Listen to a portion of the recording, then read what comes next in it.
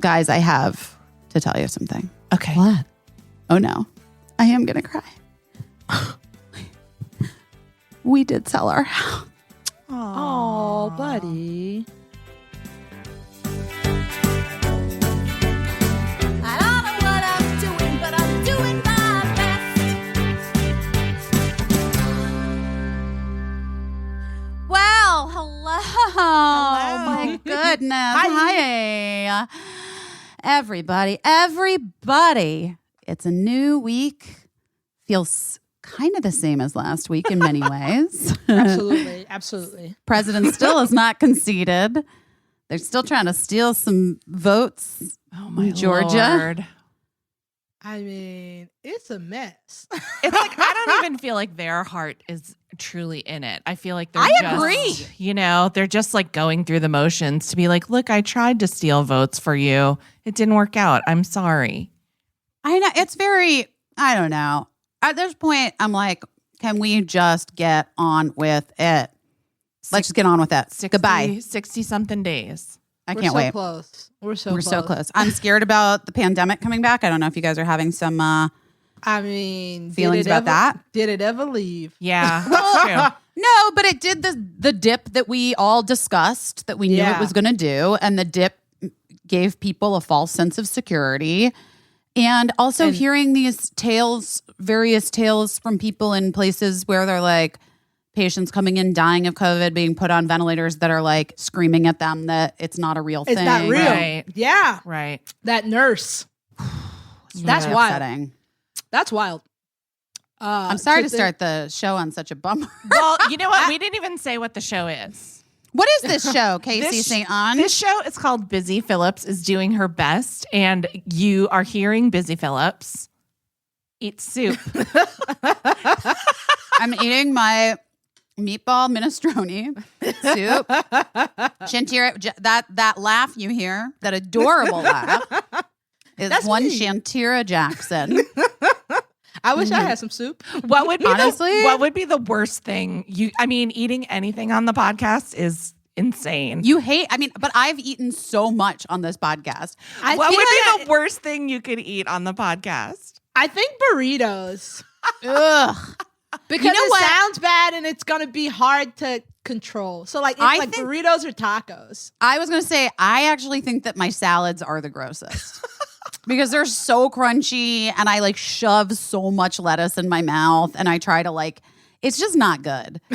You guys, if you are a fan of listening to Busy Eat Salad or soup, let us know. And maybe we can make just a loop of it and put it Like on. an ASMR. Is it an ASMR? Yeah. It's People, where it's like, people are into that. We'll I put don't it like on Spotify. ASMR. It really, it doesn't, it either makes you horny for it or you hate it. I hate it. I think it gives me the heebie-jeebies. I have that thing. Caissie knows what it's Where called. you listen What's it to called? the sound? No. It's called Synesthesia? auditory go fuck yourself. Yeah. Yeah. What is it? it's- Misophonia? I have misophonia. Yeah. I have What's that? misophonia. Misophonia is where certain sounds and it also is not a joke. I've really tracked it. It's dependent to my menstrual cycle as well. Oh, sure. It's tied to my menstrual cycle. And all kinds of things, like any mental thing. But where I have a hard time separating out the sounds in terms of importance. So sometimes it'll sound to me like Mark is eating inside my head. Mm-hmm. And I can't, and then if somebody's talking, it's the same volume as the eating. Do you know what I'm saying? Yes. So I get this. It's not always, but when it happens, it feels like somebody's scratching nails on a chalkboard from the inside out. Yes. Is what it feels like to me, Yes. in my brain. That's and intense. it is so fucking intense. And when it happens too, I I get like real twitchy and weird. And Birdie has it too, of course.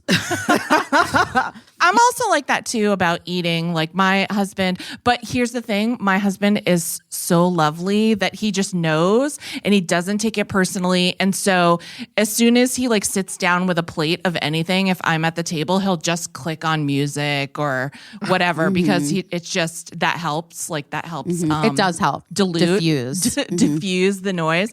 But he knows that like it's just disgusting and that I am dying inside. You can see it on my face when I'm going through it. Like I have I have no poker face anyway. But when I'm in one of my sort of spaces in my brain where it's really crunchy, I get one eye kind of like starts to close a little bit. Yeah. I'm just like trying so hard not to focus on it, but it's all I can fucking hear. Yeah. Sometimes Thanksgiving is the worst time for me of all time. I can imagine. I mean, there's It's a like- lot of reasons why Yeah. Thanksgiving can be bad. Yeah. 12 people just shoving wet stuffing in their mouth. Do you call it stuffing or you call it dressing? I call it Stuffing. stuffing. Same. You call it dressing? My grandmother makes dressing, which I think is a different thing. I don't like either of it because I think it all seems like somebody chewed bread, spit it out, and then put it on a plate. So I like don't it really like. crunchy though. I don't like either of it. I don't like wet bread in any context. So I'm not a fan. But are you tomato dressing or stuffing? Let us know. It's like a very buttery bread casserole. Toast. I love casserole. it. I do love I stuffing love too. it.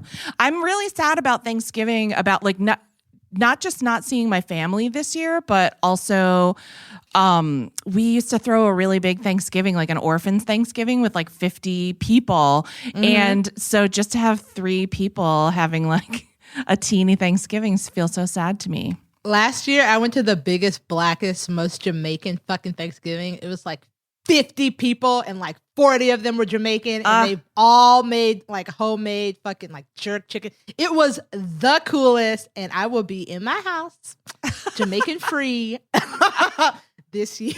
That sounds really nice. Yeah, we just ordered like a little turkey breast that will be delivered. Yeah, that we're gonna cook Because for you me don't and Mark. need a whole one. You don't need a Well, no, giant. it's just that little, just like a little turkey breast. Yeah.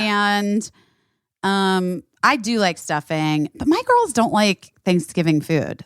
There you go. I mean, So I think the staples for me that I'm gonna miss is that like my grandma always makes me a cake, but I guess I can make my own cake. Boo.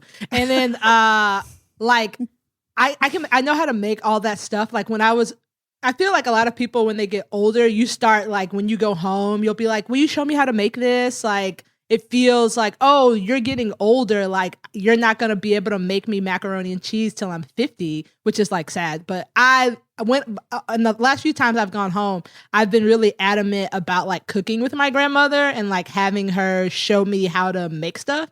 So this Thanksgiving, I don't feel too bad about cooking because most of the shit I want to make, I know how to do it now. Yeah.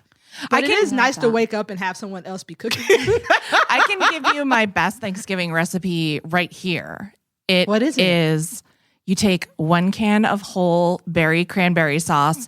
You take 1 can of crushed pineapple, drain the crushed pineapple, save the juice for a cocktail, stir the 2 cans together, and it's way better than any cranberry sauce you have ever had.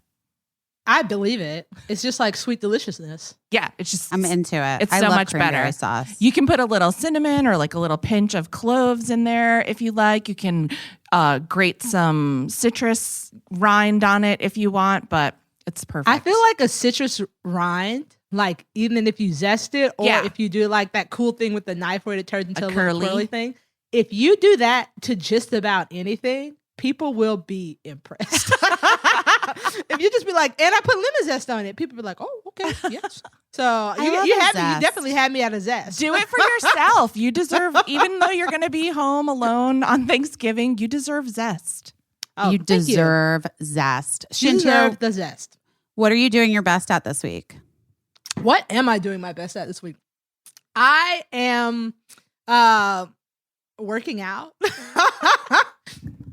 I'm working out. I'm getting up and I'm like jogging and stretching because this whole year has been really about like, like reclaiming my body. Yeah. And I just feel better now. I feel like I got a second wind after the election where I felt like working out. Now I'm like, well, I feel like living. Let me jog. So I have been working out and it's been terrible, but also good. The first couple weeks are always bad and then you get into it. I mean, you know my feeling. I feel like it's like integral to my mental health and well-being. Yes. The working around out. Yes. Working I feel around. better. Yeah. I feel like I've do. done something. Yeah. Yeah. Yeah. So I'm glad. I do feel like in retrospect, while we can all agree that on the whole 2020 was a fucking dumpster fire of trash. Absolutely. I think we should all be able to take something away from it for ourselves personally, maybe. And Shantira, I really just see this recurrent theme for you, which is like taking control of your health and well-being. That's what I'm trying to do. I'm proud of you. Thank you. You're welcome. That means a lot. Thank you. Caissie, what about you? What are you doing your best at this week? So like I took this short-term job. And it's just a lot of work. It's a lot of work all at once. And I'm trying to have a super good attitude about it. But it's, it's hard just because it's really hectic and I'm just trying to focus on what I can control. But there is one thing that I can't control that I wanted to talk to you guys about and see if it ever happened to you. My left armpit will not stop smelling. Like it's so weird. Let me just run this down for you. And I know Busy has no body odor whatsoever. My husband also no body odor whatsoever. I do. Well, sometimes I'm stinky, so let me see what's up. So I have like normal armpits and like I use antiperspirant deodorant. And so I obviously have continued doing that. But for some reason, my left armpit like is just immune to antiperspirant and deodorant right now. What the hell is that? I've been trying everything to cure it. I'm at a loss. And my husband says that one of his armpits has been stinking more than the other. Okay, wait. Have you been eating anything different? Not really. Or vitamins? Taking vitamins? No, same stuff. Same stuff. Okay. I don't know. Because sometimes different vitamins make you smell weird. This is so funny. Left, but it has to be it's your left It's armpit. always my left armpit smells more. And I've gone to the trouble of like really carefully applying because, you just put like antiperspirant on like in a rush in the morning. But I'm like, let me make sure I do several wide, slow strokes so that my left armpit doesn't smell like. I'm wondering a few things. Number one, if you need to do a vinegar wash in your laundry of all of your shirts. Okay. Guys, if you don't know this is a secret from a person who's worked out a lot for 5 years.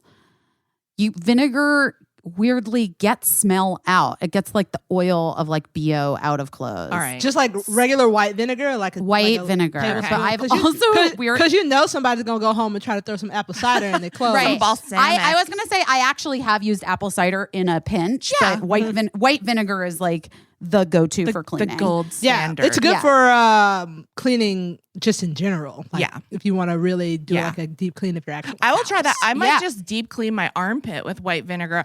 I don't know. What about a witch hazel? Have you been using witch hazel on your armpit Oh, yet? I do use witch hazel on my face sometimes, but I haven't Right. put that on my armpit. But it's also like, just FYI, just to clarify, it's not like a normal amount of BO smell. It's like super, super BO. And I'm not here for it because I like to smell nice. I do That not seems know what's weird. going on. It does seem weird. I'm so sorry. It made me laugh so hard. But just thinking about what armpit smelling is I'm trying to figure out a way you can socially distance smell my armpit, come to my driveway and smell my armpit. But I like, feel. Are you it sure might be it's just the hormone- one? it might be hormonal. I mean, like we've gone through a lot. I think that like how long has it been stinky? Because I think that our bodies are also changing because we've been Yeah. holding on to so much like sadness, Maybe. toxicity about the whole world. Yeah. And I think your body might like that might be like the last 4 years are, I hate to use this word, but have been pretty unprecedented when it comes to like our emotional well-being, and maybe your armpit is where you release like fucked up shit. Yeah, that's and like all my sadness and trauma. All your sadness comes out of there. Also, like, not to be hippy-dippy. Not to be hippy-dippy, but like the left side of your body is like correlates to like the maternal side of your body. That's right. Like your mom's, and your right side is correlates to like your paternal. So like if you've like healed something or like done something related to anything on the maternal side of your family, maybe that might have something to do with it. Okay, these are all good thoughts. I'm gonna After I laughed so hard. My final thought about it is: do you sleep on your left side? I toss and turn all night. I'm like sleep on my stomach, sleep on both sides, sleep on my back. Okay. I too am a rotisserie. I rotate all night. So okay, I'm gonna look into all of this. I'll let you know what happens. It's really weird. The only time I've ever had anything like this is after I gave birth to my children. I did have like a little industrial strength BO in my armpits for a little while, and it was hormonal, but it was both armpits. So this is the weird thing, that it's just like one armpit. And yes, I check every time. I'm like, woo, that armpit stinks. And then I smell the other one and that one's fine. It's so weird. That's so I wonder weird what it to me. means. I don't know. Well, if anybody knows, if anybody's like an endocrinologist out there and they're like, oh yeah, that's a very common left armpit, Yeah. blah, blah, blah. If you like I don't really know, but like if you don't know, don't be weird. Don't be weird to us if you don't actually know. That's just what I've been like when I have a spare minute during this time of working to think about anything that has to do with something that's not work. I've just been thinking about my armpit a little bit. Oh my God. That's wild. You guys, last night, Birdie came into Cricket's bed to like, and I like said the girls, we could all watch a vid together, you know, before bed. Yeah. And then she left and I was like snuggling in with Cricket, and she's got those like big, squishy, fluffy, like they're like pillows, but they're shaped like weird stuffed animals, like kawaii stuffed animals. And I was like, what smells weird? And I smelled the top of her favorite guy, and it smelled like Birdie's BO. It smelled like her armpit. Because Birdie's like a preteen teenager. Yeah. And I was like, oh no. And then Cricket was like, what is that? And, then and she looked at me and she goes, Birdie. And she's like, I swear to God. No, wait. She goes, that's why I didn't want her in my bed. Oh, no. I was like, oh, no. So it's like also just, I feel like it's just going around. It's just I the feel times. like it's just, I will the time. I will all not stressed. snuggle any of Cricket's stuffed animals. You do not. She was like, before she went to bed last night, she was like, I said, we can flip it over. It'll be okay. You can flip it over. And she's like, right. But when I'm at school tomorrow, can you please wash it? I was like, yes. I think it'll go away. I need to get some Febreze up in here. Yeah. Now I understand all those commercials with the moms with the teenagers. I know, they're stinky. I mean, especially if she like wanted to do any sports, like my basketball gear and my softball gear. Shantira, I'm sorry. I'm going to just have to stop. If she wants to do any sports, you just said about Birdie Silverstein. Hey, listen. That is... Who knows? She might go to a sporting event and get sweaty. I don't know. Basketball's sweaty for everyone. She gets sweaty when she's learning her One Direction and Harry Styles dances for TikTok. Oh my God, Harry Styles. She's obsessed. She's making me watch a lot of Harry Styles videos. And I got to say, I'm kind of obsessed now too. I really do love him. He's worthy of obsessing We've over. talked about him a lot. He's just like a cute little buddy. Yeah, he's definitely He's a doing buddy. his best, and he's leading a conversation. He is. I like the conversation so much. I'm glad that it's like being had, and I'm just fucking sick of these fucking haters. I can't. The conversation being Harry Styles appeared in a dress on the cover of Vogue magazine. And it caused a lot of people to like lose their shit. And Birdie marched in and was like, do you know who Candace Owens is? And I was like, she's the worst, and black people don't like her. I said to Birdie that she was the worst. I did not say that black people don't like her, but you can't say it, but I can. I know. That's what I'm saying. You can. I was going to say, like her. Please feel free to text Birdie with that later. Yeah, she was real heated about something Candace Owens. About her. like where are the manly men, and like we can't have men wearing dresses and whatever, and like what's not masculine masculine about Harry Styles. Like, first of all, masculine's like a false construct, right? And, and asking where masculine men have gone. I mean, you guys know I love Prince. That man was wearing makeup and heels and lace back in the 70s, in the early 80s, so I mean, and he could steal anyone's girl, correct? Yes. Truly. I just feel like... And probably did. He did. Yes. Yeah, it's all a construct in so many ways. And it's also what she's talking about is actually like upholding the patriarchy. That's what she's talking about. Yes. And it's just so fucked for so many. Anyway, I don't care. I don't care about her. I don't care about her. I love Harry Styles. But Harry Styles looks great in the dress. I love him. Great on the Vogue cover. And it's a good conversation to have because fluidity is like, I think, the future. And if like a hot, sexy white boy does it, people will accept it more. You remember like there was like a time when Brad Pitt was always in like a mini dress posing for some editorial. I mean, Kurt Cobain. It's like the classic thing of like kind of woke dudes who want to try to be a part of dismantling the patriarchy. Is they're like, I feel good in a dress. I like wearing a short skirt. Jaden did it too. Of course Jaden did. I mean, Jaden just wears whatever he wants. A Batman. Jaden's not a Batman outfit to a wedding, whatever. He'll just wear whatever. And I love it because it goes back to like, if you tell a man that his wearing a dress is somehow damaging and detrimental, why is it? What are you saying about wearing a dress? Feminine. Right. We have to get past that.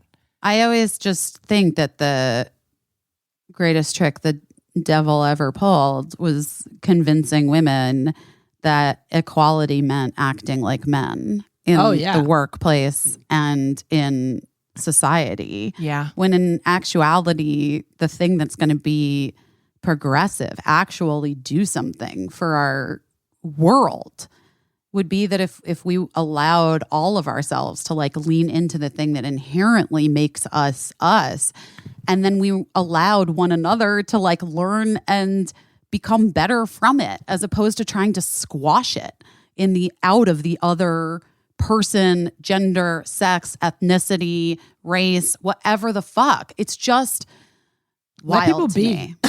It's wild. Oh, guys, here we are. I had to eat again while we were doing this podcast, and you know what? I'm pretty sure that I have a little bit of oregano in these bottom snaggle teeth. And I have wanted to straighten these teeth for so long, but I've been putting it off because I thought it was too much hassle. Well, I'm done putting it off because Candid is going to straighten my teeth. They make it easier, simpler, more comfortable than ever. Simpler and easier are probably the same, like very similar words, almost similes, if you will, possibly. Also the two most beautiful words in the English language. Simpler, and easier. Well, anyway, whatever. They're more comfortable. Candid clear aligners are comfortable. You can remove them. They're practically invisible. You can transform your smile without anyone noticing.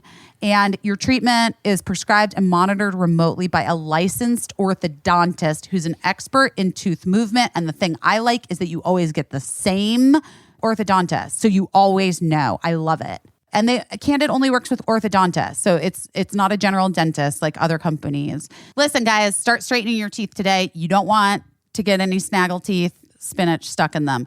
Right now, all of our listeners can save $75 on Candid's starter kit. Go to candidco.com/best and use code BEST. That's candidco.com/best, code BEST.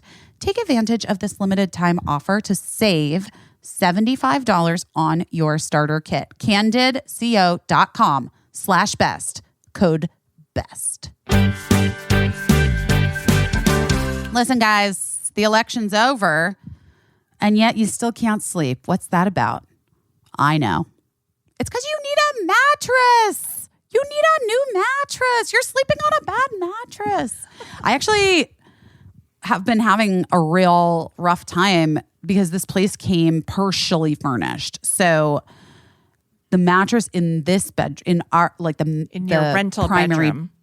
the rental primary bedroom, it just was here. So I was like, it's fine.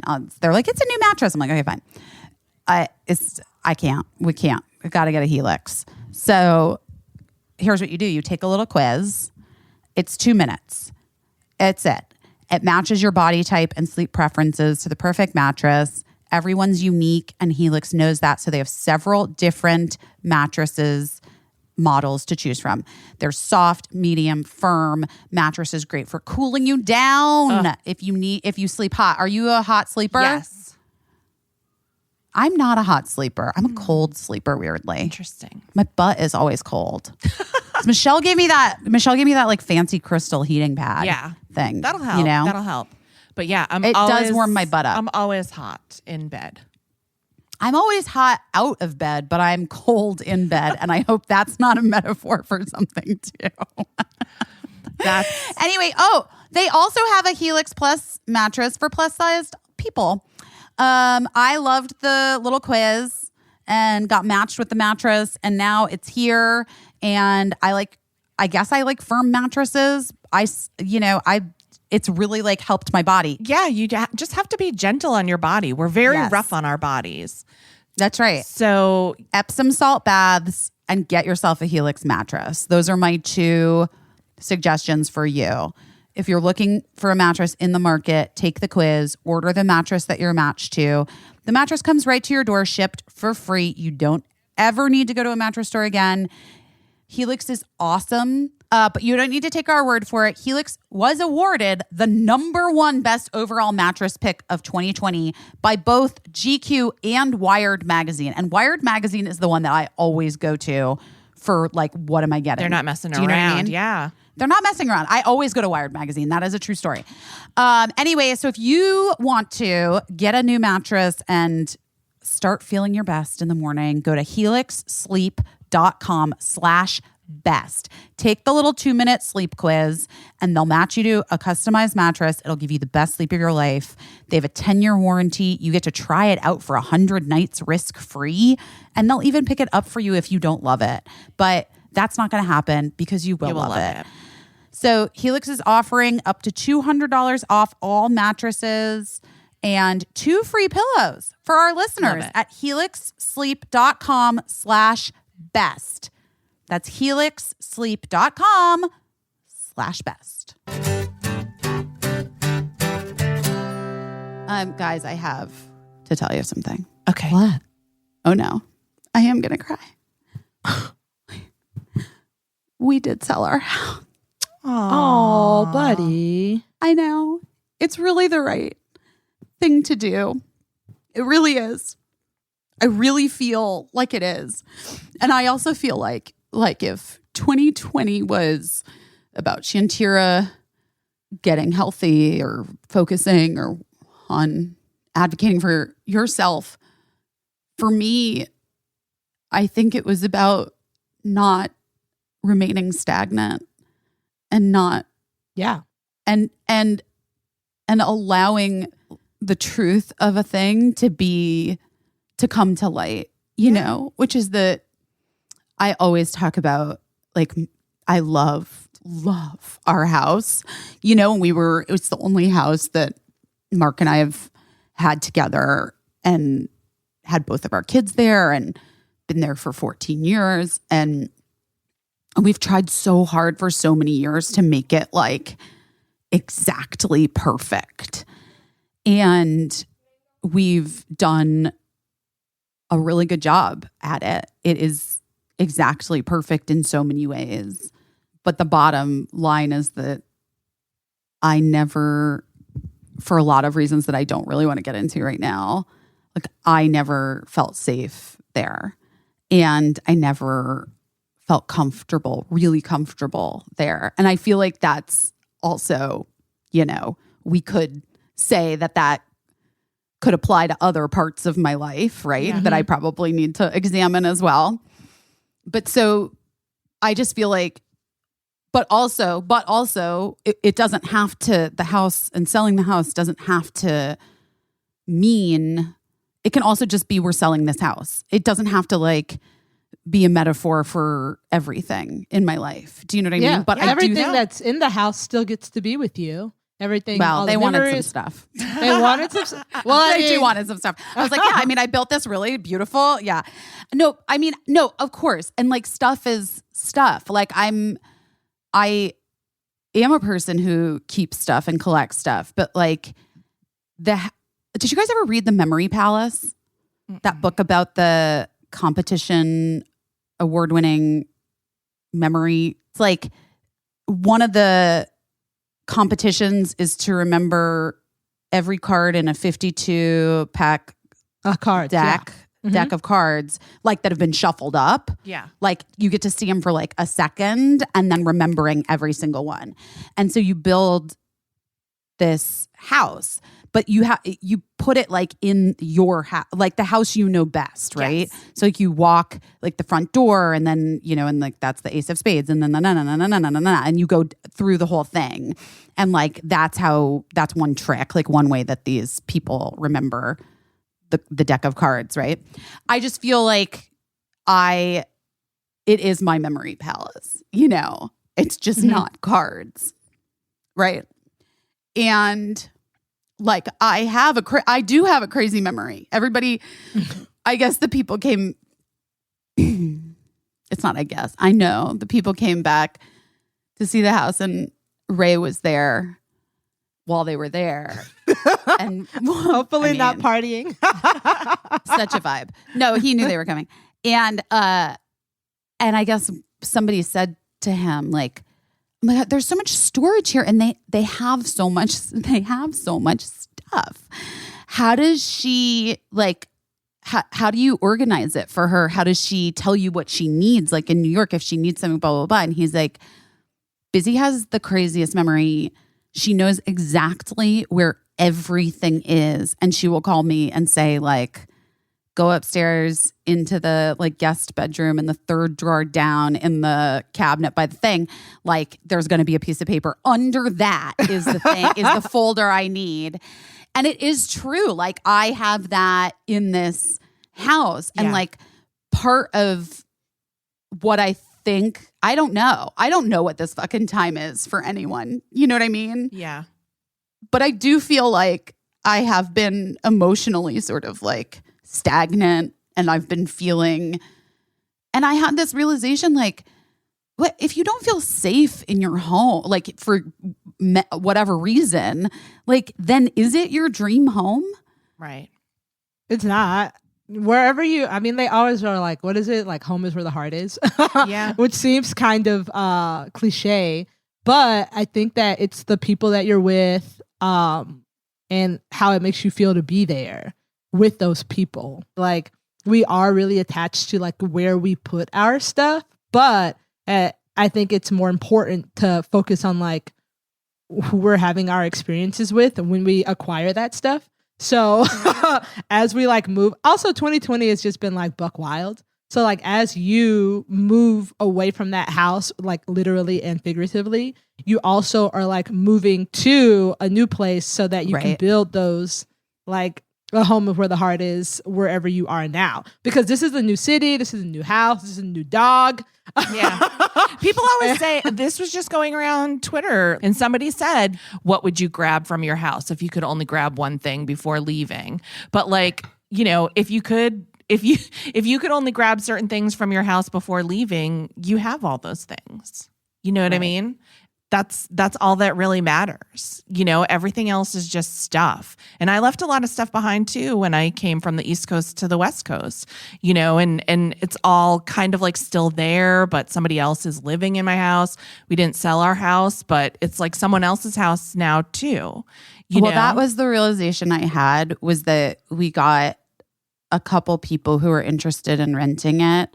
And I was like, I had this realization that I was like, I don't know what they're going to be doing in that house. Mm-hmm. What if I don't like what they're doing in my house? Yeah. You know, and I don't know those people, and they're going to be what?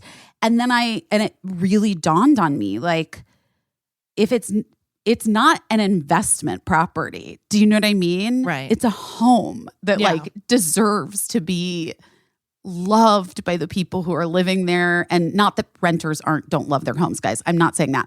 I'm just saying like the people that were trying to rent my house, I don't think we're going to love it. I think they liked its proximity to They were Hollywood. some TikTok bright lights stars. in the big city. Even in a rental space, the place I used to live in, like when I first moved to LA, was like a Instagram apartment. Yes. It was just like hot influencers living there. Yeah. And I was just in the elevator with them, and I was like, they are definitely fucking up this apartment. Like that was the vibe I was people are getting. like, this is not my house. Like it's like when you go to a hotel and you're like, I'm gonna sleep all day because like at home I have to like be a grown up.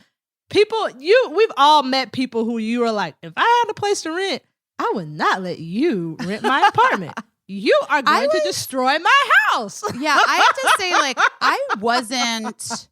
I loved my like last rental that I lived in with Emily Beebe in Hancock Park. We lived in this really cute duplex. I loved it. But for sure, like when we moved out, the owner was like, how long has this window been leaking? It's like rotted. And I was like, oh, I don't know. Yeah. I don't know. It never even occurred to me. So anyway, this has been really very highly emotional and intense several days for me and my family. And we told the girls. And this is the other thing that I want to say, though, because this is what this fucking podcast is about like pivots and like trying to figure shit out, right? Like I went to Mark in September and I was like, I feel like shit. I don't want to stay here. We got to get the fuck out. And he was like, okay, all right, I'm with you. If that's what you need, let's just say yes. Let's go to New York for 3 weeks. I found this like Airbnb for 3 weeks in New York. We can go do that. Okay, great. We came here. I got this fucking job. My kids, I feel better physically. Yeah. My kids are doing really well. And then randomly, like through like a series of events, ended up getting into this awesome school where like Birdie's thriving and like has friends, and their pods are like, their COVID protocol is like so intense, and I feel really comfortable about it because of how intense they are. And like, but the kids still get to have interactions with other kids, right? Within their little pods. And like the way things have sort of fallen into place in so many ways just really feel like to me that's the lesson, right? Like that's the thing to take away, which is that like You just have to follow your truth. I had a really intense feeling. Yeah. Yeah. And it seemed insane. And I even felt like, oh my God, are people going to be mad at me about it? Is it going to be something that's going to be, is this wrong or whatever? But like, Mark was like, you have a feeling. Let's go for, okay. Like, and we're obviously, I understand, but not everybody has the feeling that they have to like, whatever your feeling is, it might not be financially possible to like go to New York for 3 weeks. I fucking get it. Right. But I am saying like, people are in this time, especially trying to make choices. And I just want to say that if you really like listen to your gut and not all the other extraneous stuff of like, well, maybe this person will be mad at me, or maybe these people will think I'm insane, or whatever, you know, or my parents will be upset. If you really just sit with yourself and listen to what you need in your gut, I think you will see that things open up in the way that they're supposed to for you. And I believe in that. You know what I mean? 100%. I think too, for me, like, especially about what this year has been about, has truly been listening to my body. And I think people have, me and my partner have talked about this before, about how like our body and our brains aren't the same. And that we override what our body needs and wants a lot of times because of what we've been conditioned to do and think in our brains. Especially women. Especially women, Yeah. right? So I think that in this time, no matter what you're doing, if you are baking bread or getting a dog or moving across the country, I think that taking a moment to close your eyes and be like, hey, body, what do you need? What do you want? How do you feel? As opposed to like, because everyone's like, you should be doing this. You should be writing. You should be creating something. You should learn how to bake. But like, that's our head, right? What does your body need? A lot of times we are looking for external input on what we should be doing. Like you're saying, you're worried people are going to be mad at you or what your parents are going to think. But a lot of us are so conditioned just not to have a gut instinct for ourselves because Absolutely. we strictly go on external input. As I'm getting older, I think that I'm finally getting to a place where I really am aware of what my gut is telling me. And sometimes I still go against it. But there's nothing worse than like making a choice based on what you thought a million other people wanted, and then it winds up not being great for you. So like no matter what, if my life is going to be going in a positive direction, or if I'm in a resetting period or rebuilding period or whatever, let it be because it was my decision and not because I, went somewhere and did something based on how I felt 10 people wanted me to live my life. Absolutely. Well, that's It's hard out here. It's hard. It's hard out here, but we're But it is we're hard. doing our best. It is hard. I mean, it's, I remember moving from Brooklyn to Connecticut, and I remember the days leading up to it when I was like, Brooklyn's not going to be my home anymore. I really tie my identity to like work and places where I live. And then I came to LA and, I still wake up in the middle of the night and wonder what's happening in Connecticut and like, is my crock pot okay? But, That's like a whole plot of This Is Us. So I don't know. Yeah, this is what That's I'm like saying. crazy. I mean, I feel like I don't know. I feel like I don't even know if New York is it. Like we're done, But it's there for now. But it is it for now. But also what I do know is that, as Caissie so aptly pointed out, was it last week or the week before, that I can't end things, that I have a really hard time ending things. Well, I'm serious. That really like not fucked with me, but that really made me think, because it was true. Like I knew I was done with that house. I knew that I didn't want to be there anymore, even though I fucking love it. And it's so beautiful. And I and I loved it for years. And I have so many amazing memories there. But I knew in my heart that I wasn't ever going to feel okay there again. Yeah. So what was I holding on to it for? Yeah. And why couldn't I? And it was time for me to let somebody else come in and love it and have their memories and put their paint colors up and their wallpaper. Although my wallpaper is so fucking badass. It's great wallpaper.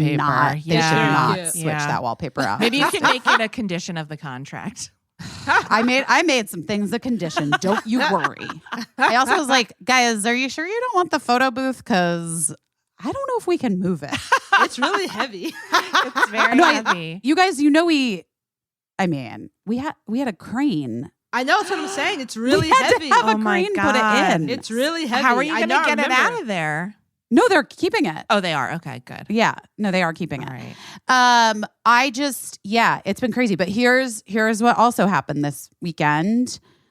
My entire family and I get COVID tested every fucking day because now I'm back at work.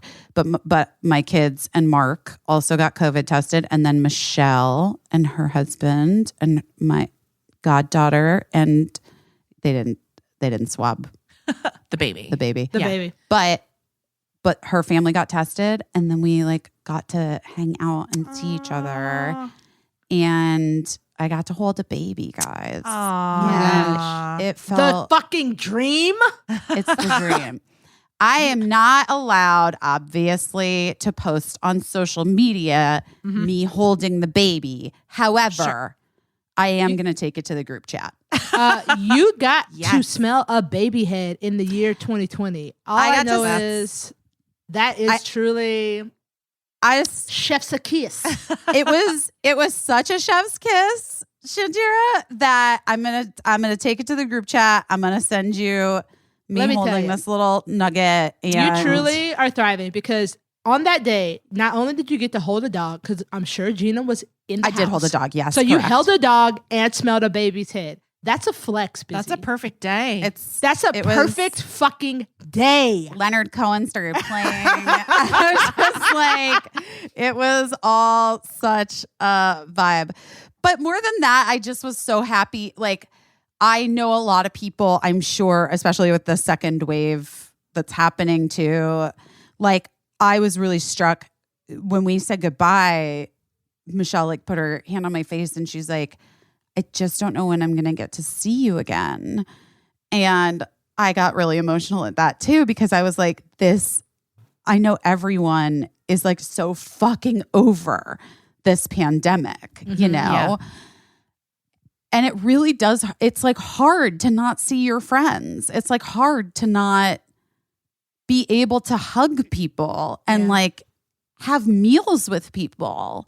Yeah. And I really miss all my friends. And I really miss seeing you guys in person too. You know, I miss it's really it all. hard. I mean, like, not to be like a weird aunt, but I am a hugger. Specifically like my friends and babies and dogs. And it's really hard. Like there's like 2 new puppies in my neighborhood and like they're sad. Like all the dogs in America are sad because we're all ignoring them. They're like, all why the won't you babies. pet me? They're like, why won't you pet me? I'm good. And I'm like, there's a virus. Everybody's like aunts and uncles. And it's like, we're missing a really key part of like what makes us feel like alive. Mm-hmm, and it was straight up just jacked from us. And then a bunch of people were like, yeah, we don't care. Like, and it's like, it's not even always just family. It's like, people that you like meet on the street, like just like a moment that you share with a stranger, like everything has been changed in a way that like it's sad. Like those things that really connected us, we're just like not allowed to do anymore. And that sucks. So I'm really happy that you got to have that day and that moment, especially in this time, and that I get to see a baby because we can't hold anybody's strange babies anymore. Also, babies are the best because newer babies are the kind that like you can just pass around. Yeah. Like there's no like they don't have like any agency. You can just be like, you're my baby now. And they'll be like, okay. And now all those babies are gonna be too old and be able to say no next year. So well, I also am like concerned about babies' mental well-being. Yeah. Because they much like all of our puppies that we got during COVID, these poor puppies think that that this is life. Yeah. That, like, they don't know. We're just home with you all the time, puppy. And we're just here. And you'll just always hear our voices. And you'll always know that we're just like in the next room. And that is not real life event. I mean, hopefully we'll get back to it. Who knows? I feel hopeful about the vaccines. I do have to say that. I do feel hopeful. Thank you, Dolly Parton. Shout out to Dolly Parton. Yes. The Dolly Parton. Yes. In case you guys don't know this, Dolly Parton, the Dolly Parton Foundation was a huge funder to which one of them? Moderna. That's what it is. That reminds me of that furniture store on Beverly, Modernica. Anyway, I know it's not the same. I told you this last week, right? That I know a girl who got the who was on the vaccine trial. Yeah, I knew people that did the trial as well.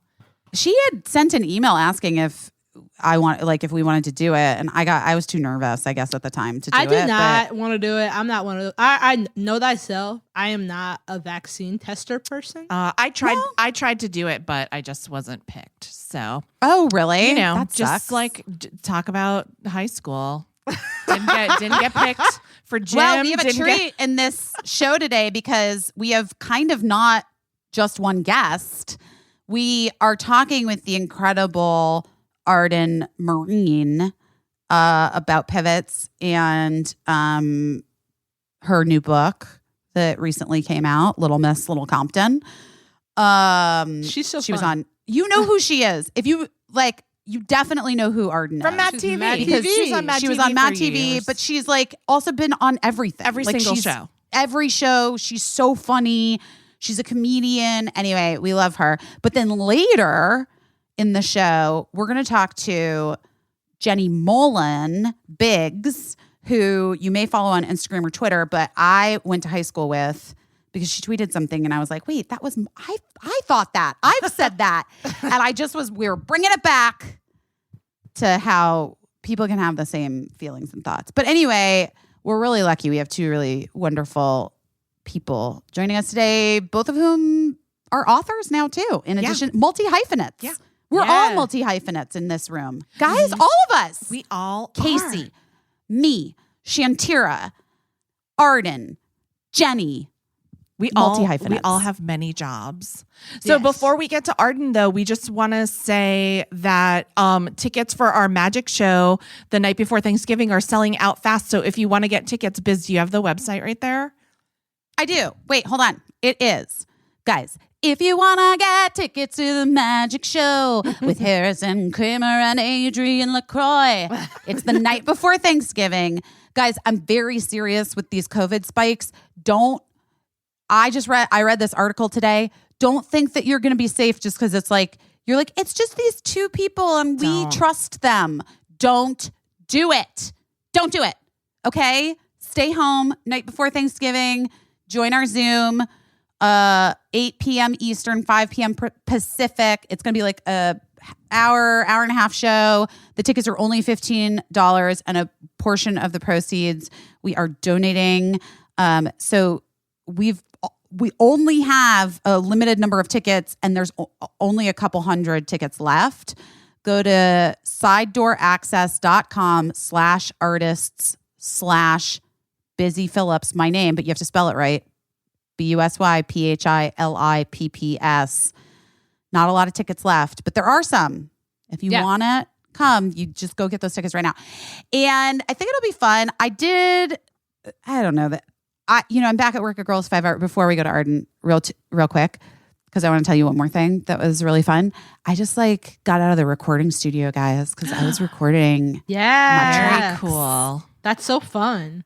I know. And Did you tell them to turn up your drum beat? No, but there was a lot of controversy at one point because of the clicks in. And Sarah Bareilles, who's obviously the most professional musician among us, was like, these clicks are not, they're not making sense. I'm so sorry. I don't understand. She's the nicest human of all time. Yeah. I'm obsessed with her. Anyway, but I was like, I weirdly did understand the clicks in. So I was like, what does this mean? Why do I get them? They seemingly do not work for anyone else in this room who are all actual musicians and or have been on Broadway and or recorded Broadway albums. But for some reason, I always knew when the clicks were going in. Oh my God, wait, I just thought of it. Oh my God, this is hilarious. You know why? Why? I think the sound engineer was basically kind of doing it like ADR sound clicks. Oh. So guys, oh shit, Hollywood break. Okay. So when you're an actor on television for your entire fucking life, like me, sometimes you record things on TV shows or whatever, and then they go back and you bumped your microphone with your hand or something on one line. So you have to go into a sound recording booth and they're like, the line is just under 1,000 tickets available Friday. And so they'll click it in and they'll be like, beep, beep, beep, just under 1,000 tickets available Friday. And you have to match your mouth exactly. Yeah. And I think that's what he was doing. He was doing the beeps like that. And they're used to musical beats, like beep clicks. Yeah. Which is different. Yeah. Because she was like, but what's the downbeat? And I'm like, I don't know the fucking downbeat. I just know it's like beep, beep, beep. Then I go. It's like a race. It's where they're like, oh, the race is starting. And it wasn't necessarily in a time signature. Right. Yes. Okay. I fully understand that. You see what I'm saying? Yes. Yes. They were all, they all have a musical brain. And I'm just like, I just go where it tells me to go. Yes. You had the advantage. Well, I did, but then what would happen is that every time we're all singing together. So every time that would happen, then I would be like, oh, okay, are we not? Oh, okay. I was right. Okay. Great.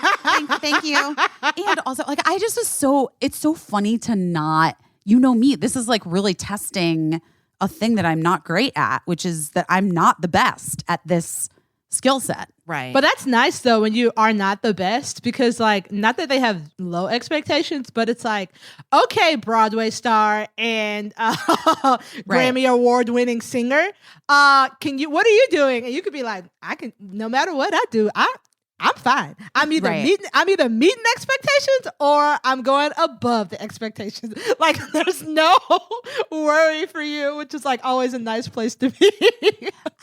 I think that you're right, actually. And I feel like there is freedom in like leaning into the like, I don't know what I'm doing, guys, but guess what? I am doing. I am. All right, let's get to our first guest today, Arden Myrin. We talked to Arden about her book. Let's listen in.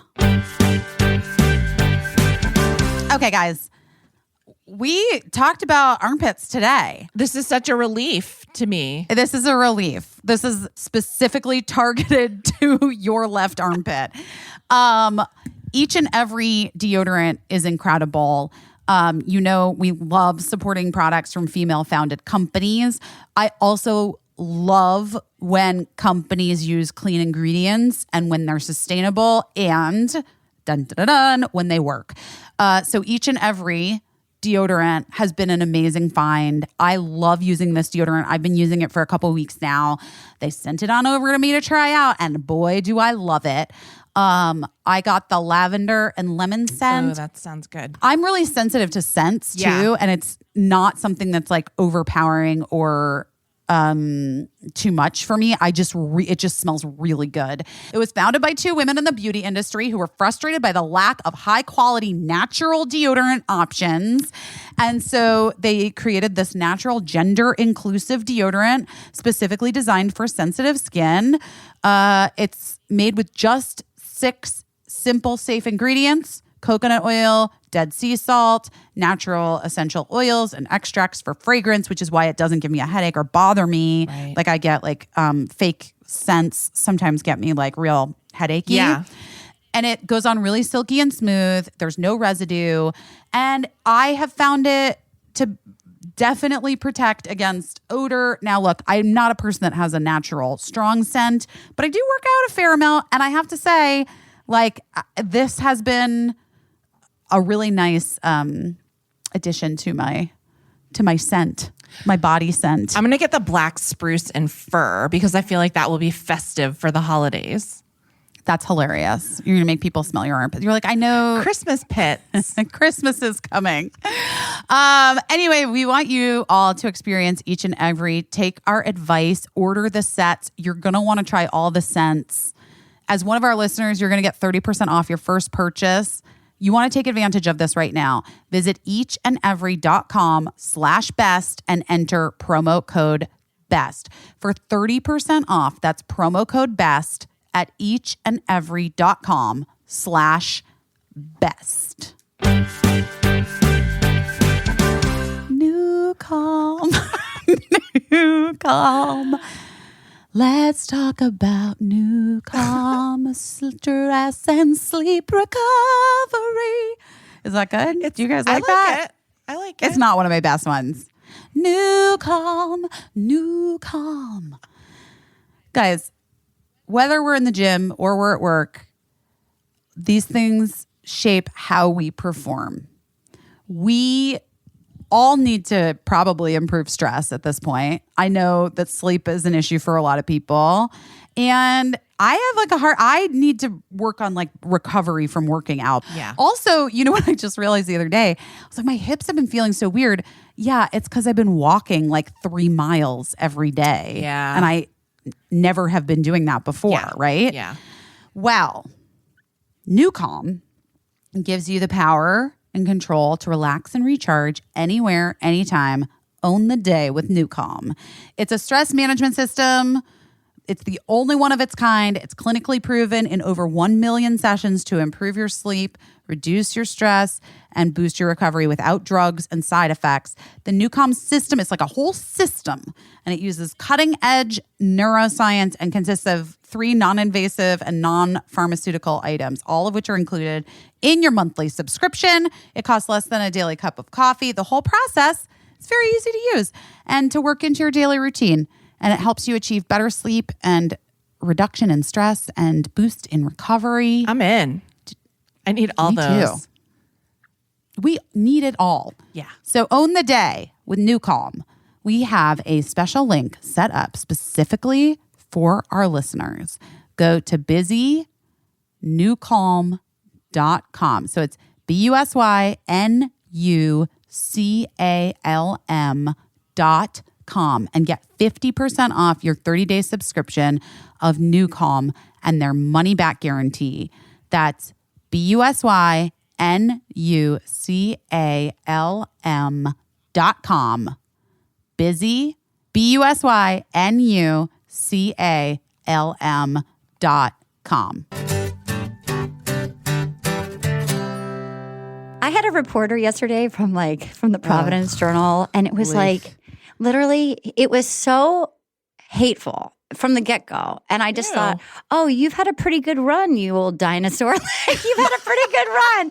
It had this sort of the young lady vibe, it was that young lady vibe of and it was, I have very little patience for that. I have zero patience for it. Zero. Girl, I want to put you in my pocket. I'm like, I wish you had been there just dealing with this fucking dude. I'm sure you got that busy when you were promoting your book. So a little bit, but I think that because I was so ready to fight when my book was coming out. Yeah. That that I didn't get it as much as I have just doing random press tours for movies or TV shows or whatever. You never know who's going to sucker punch you. You know what I mean? You don't know who's going to jump out of the bush. And you think in my mind, this was just hometown gal makes good. Oh no, this was hometown gal gets punched in the face by a dinosaur. Why a hometown why paper can't we have doing nice a things? Yeah, doing a gotcha interview over your very nice book. Yeah, I don't know. I was like, I gotta get out of here. I gotta get off of this. This is How did you extricate yourself from the? I defended myself. I texted my publicist and said, I hate this guy. And she was listening and she was like, this guy's a fucking dick. So then she came on and said, one more question. And then I immediately was like, I don't want this guy. I'd rather just have no article. So the problem is everyone's been furloughed because they're trying to go above them to the editors and stuff to try to pull. But nobody's at the paper. So I don't know. We'll see. It's just a phantom newspaper operating MySpace. Yeah, it's a MySpace. Yeah. Did it feel like I remember one time, this was a million years ago, but I remember it very well.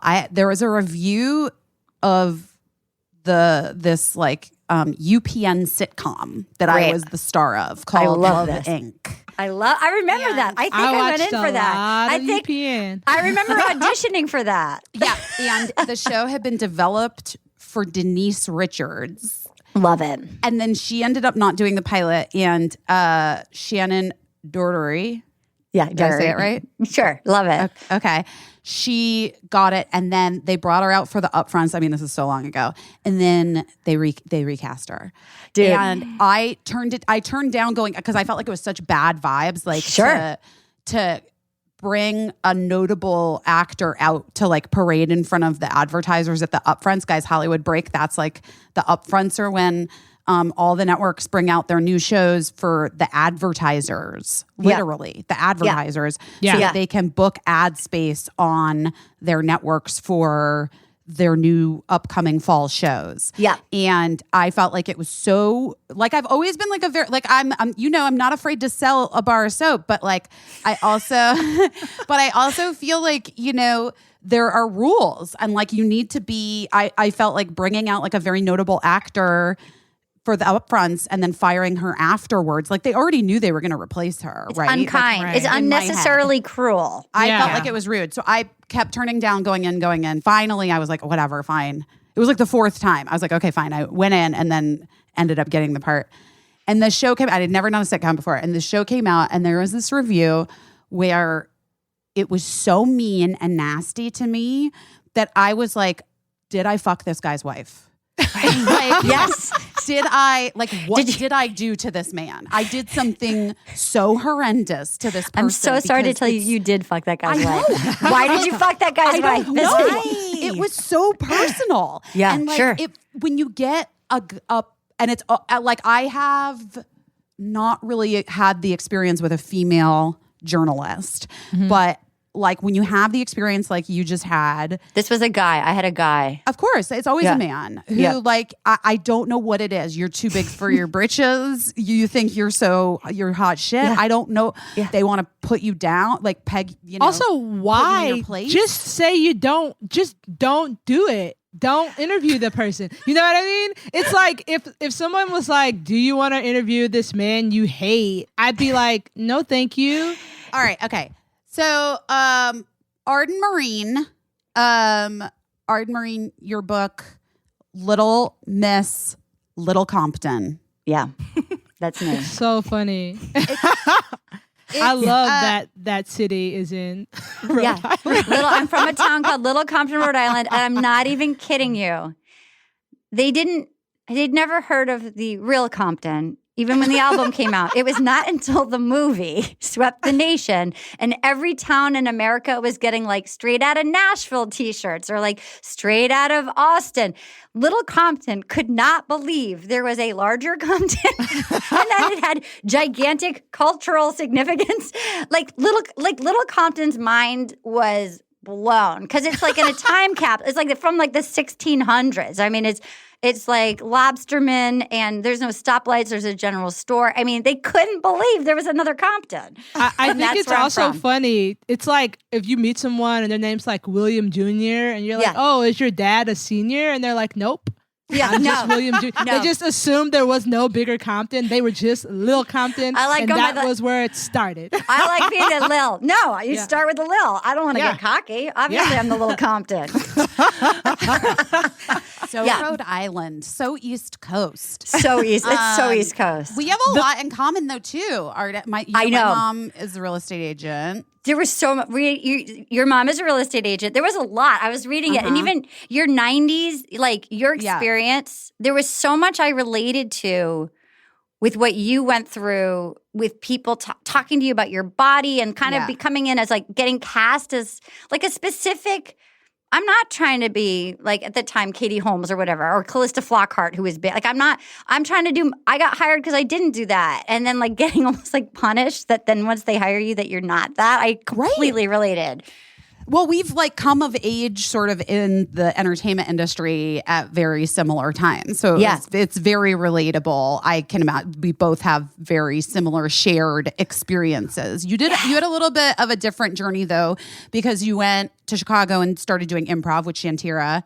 Chicago. Yes, Hi. honey. Hi. Everybody, I felt like Chicago was the first place I found my people, and Yeah. no one had any money, and Yeah. it was like, and it kind It of was didn't truly matter. friendship. It was Yeah. like it was the first time I ever moved away from home and paid my own bills. So like Yeah. that's where I grew up. in My Chicago. apartment was $300. Oh, Whoa. It was terrifying. It was $320 in a basement with 3 strangers. That's how you do it, baby. I had to race. I had to like race into my door every day and pray I wasn't going to get attacked. But it was like it was the beginning of everything for me. Yeah, we're Chicago Wow. babies. I was an actual Chicago baby. Yes. I you know. were there. Chicago. I was a baby in Chicago. I loved hearing also about I really related my parents would say to me, "We know your brother's smarter than you, but you're more well-rounded." Or they would say, he's smarter than us. You're like, I really relate, like all that stuff you take in, and then you're like, am I a dummy? Like, why are they telling? Why? did I yours- wasn't thinking that. But it's weird because I kind of do it to my kids now. Of course. How could you not? Yeah, I don't know. You just do. Like, I'm always like, Cricket's a magical unicorn. And like, Right. so what? So Birdie's not a fucking magical unicorn? Right, Like, right. yeah, no, Birdie's magical too in her own way. She's just not like living on a different planet. Like the little one is like. How did I loved how honest you, I mean, I really admired I'm nervous with it. How did your sister feel? Like, how did it go down with your family when you. Did you not give it to your family before it came out? I asked my brother if he wanted to read it, and he thought about it, and he said no. Oh, interesting. Okay. Yeah. Yeah. So, I mean, Maybe he is the smart one. You know what? I have to say, the sad thing is he actually is like the smartest. He is smarter than me. Like, I'm smart, but he's a weirdo smart guy. I kind of got his permission for the story, like when he had diarrhea trying to get into my apartment. And I asked him if I could tell us about playing crotch chicken. And then I just said, look, like, there's some stuff you might not like about our dad. And he was like, look, I know our dad was terrible. So he's like, that's not news to me. So there you go. Well, it's interesting that you say that because like I had a very different experience with my family and my sister. And I gave them the book before it was like turned in final edit. Yeah. And, but two things. Like I sent my sister like the pertinent chapters about our family and stuff. I had to tell her about my abortion. She didn't know that was like a family secret or whatever. Right. And she was upset like that she had been left out of that like time, you know, and felt really terrible. Like she felt bad and it was hard. And then I had to like, and then I talked to my parents and like I like walked them through all of this stuff. But my family was not thrilled. They were really not thrilled. How did you deal with that? Well, you just did. Partially that I just did. Partially I made adjustments. Yeah. That were things that they asked for, which is I was fine to do. Yeah. And then I wasn't actually fine to do. I'm actually lying in this moment right now. I am not lying.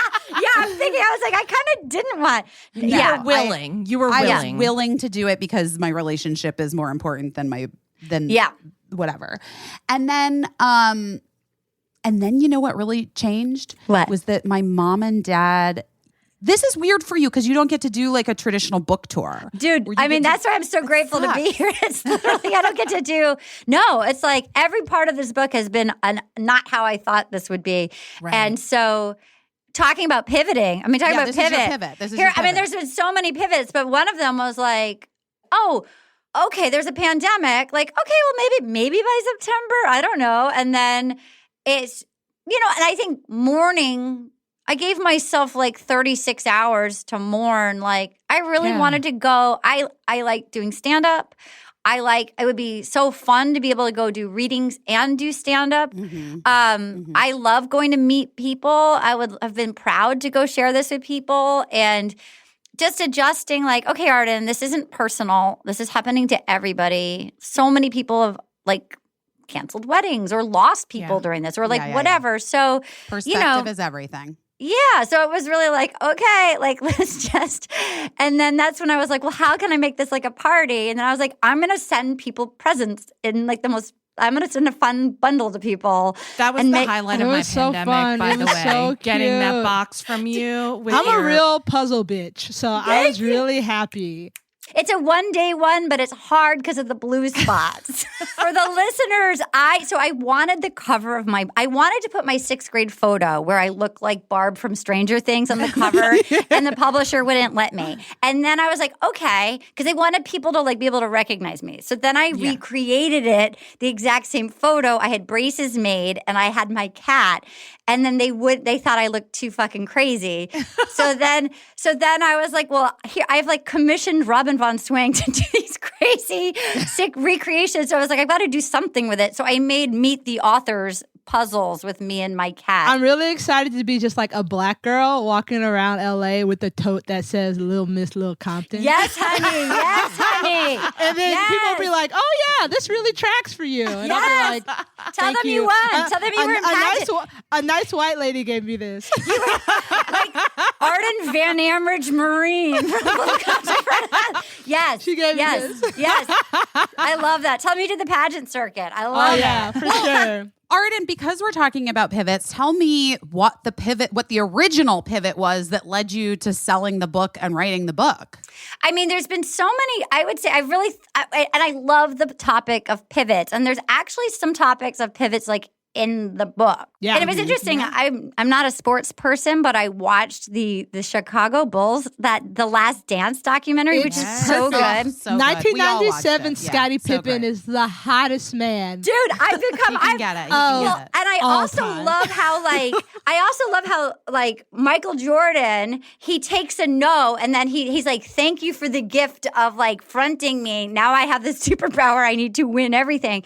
So I mean, I'm not crazy like that, but I feel like along the way, growing up, I couldn't get cast in school plays. So I had literally this woman fucking hated me. So I had to, if I had just gotten cast, I would have happily just gone my way through. But because she wouldn't cast me, I started writing and directing and putting on my own plays. You have and then, to. Yeah. And then I won Yeah. the fucking trustees prize, which enraged her. But every step of the way, and then I didn't go to I didn't go to Northwestern or Juilliard or Yale. And so in order to I couldn't get an agent. So I was able to okay, I know I can write for myself. I'll start doing stand-up that. That was a way for me to get on stage to get an agent, using sort of the blocks. And then, as time went on,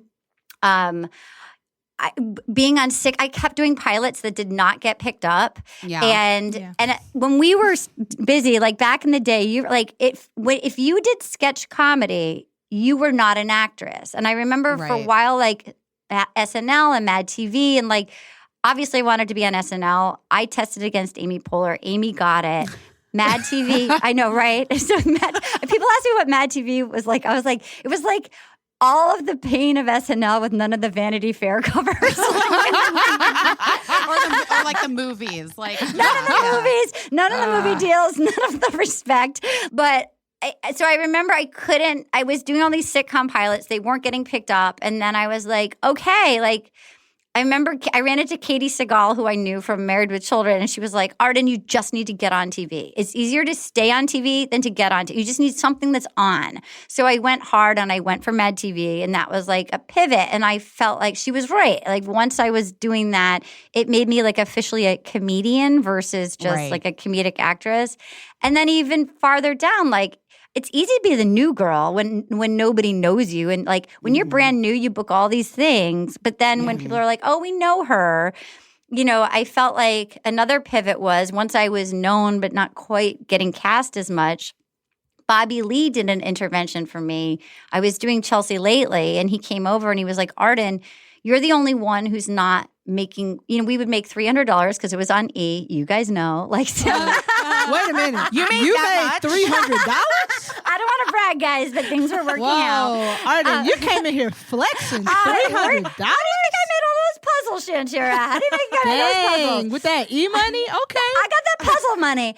So, but Bobby did an intervention, and he was like, everybody on Chelsea's panel, I was doing it every other week. And you did how many episodes? You did 115. Over 100. Over 100, yeah. But I was the only non-stand-up. So everybody else, Bobby was like, Arden, we're all making a shit ton of money every weekend. You're the dummy that's making $300. You have the same credits as me. So he brought me to his house.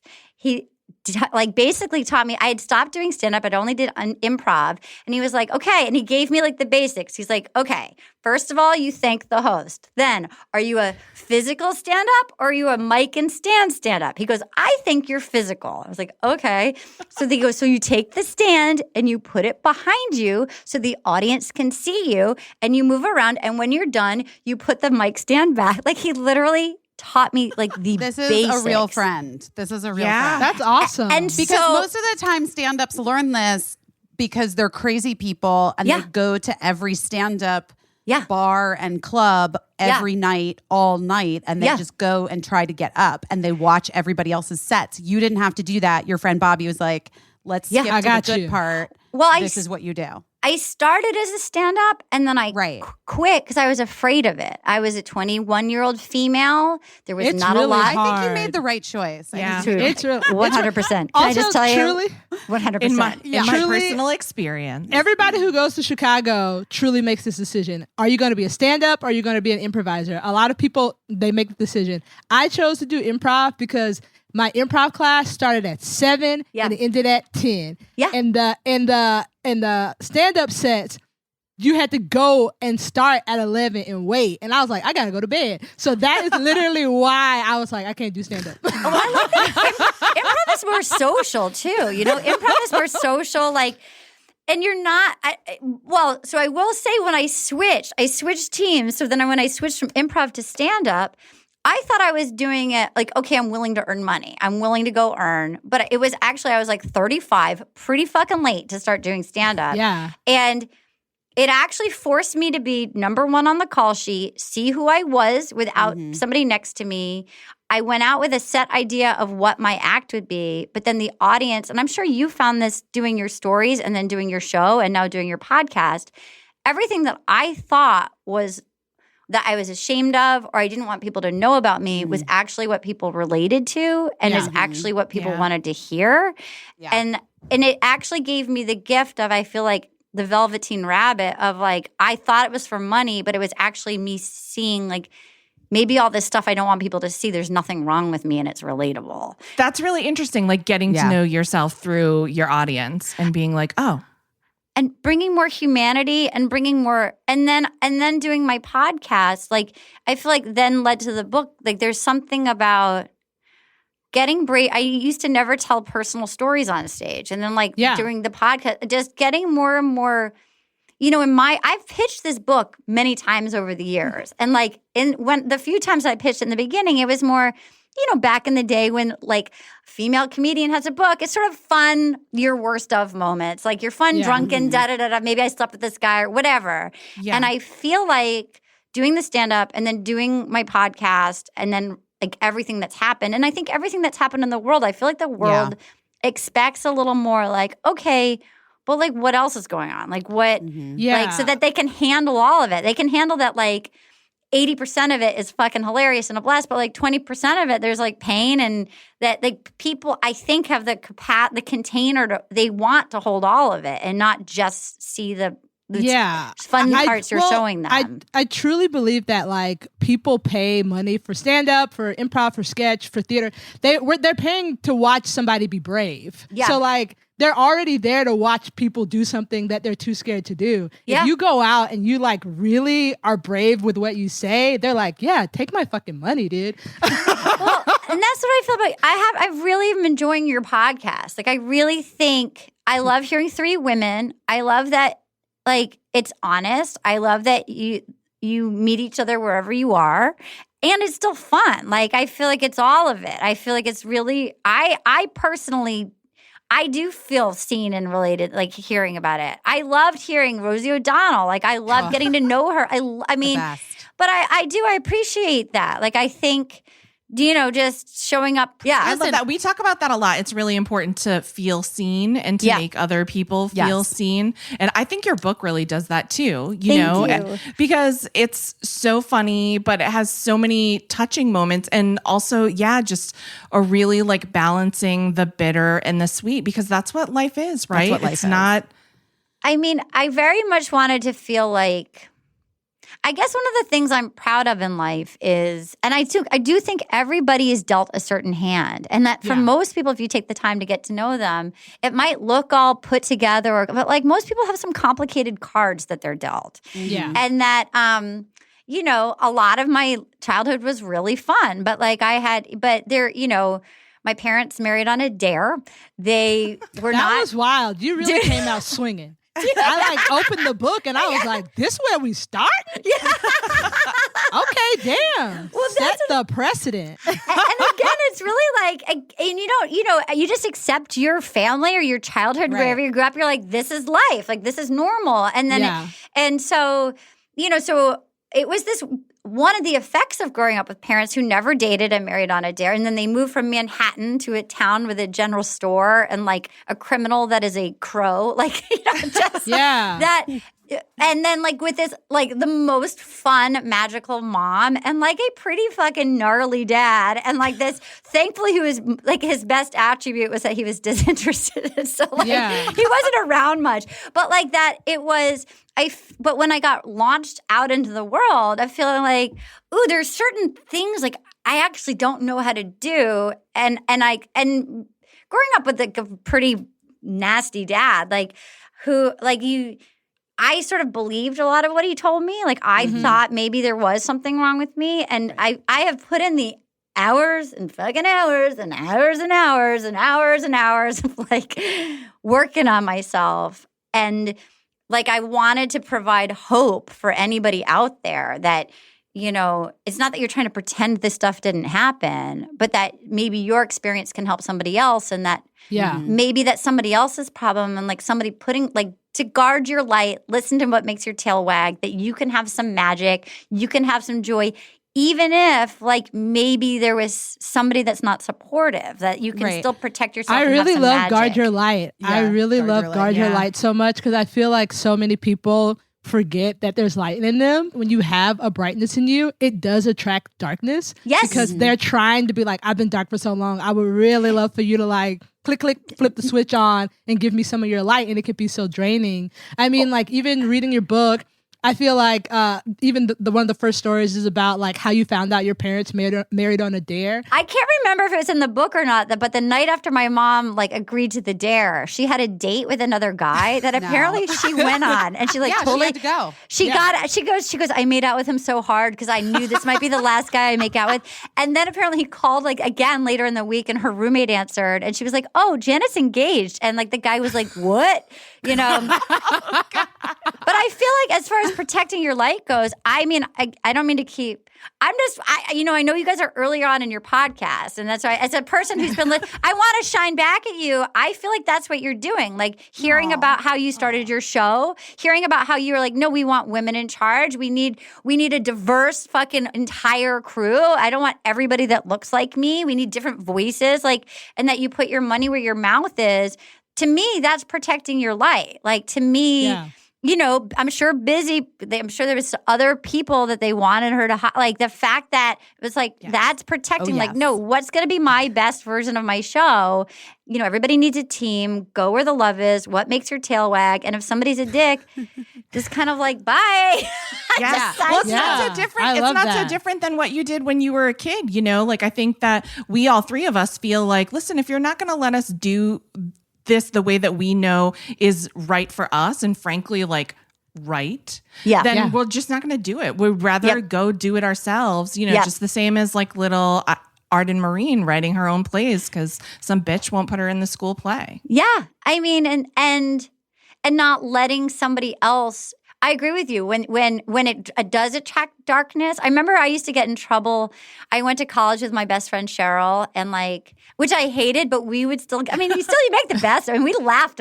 We had a great time. It was just the wrong school for me, but like we would laugh and stay up all night. And I remember we got brought to like, what do they call, like the RA on your floor? I don't remember. Yeah. And the snitch. The snitch. And we got in trouble because we were exhibiting too much outward happiness. Like people were mad.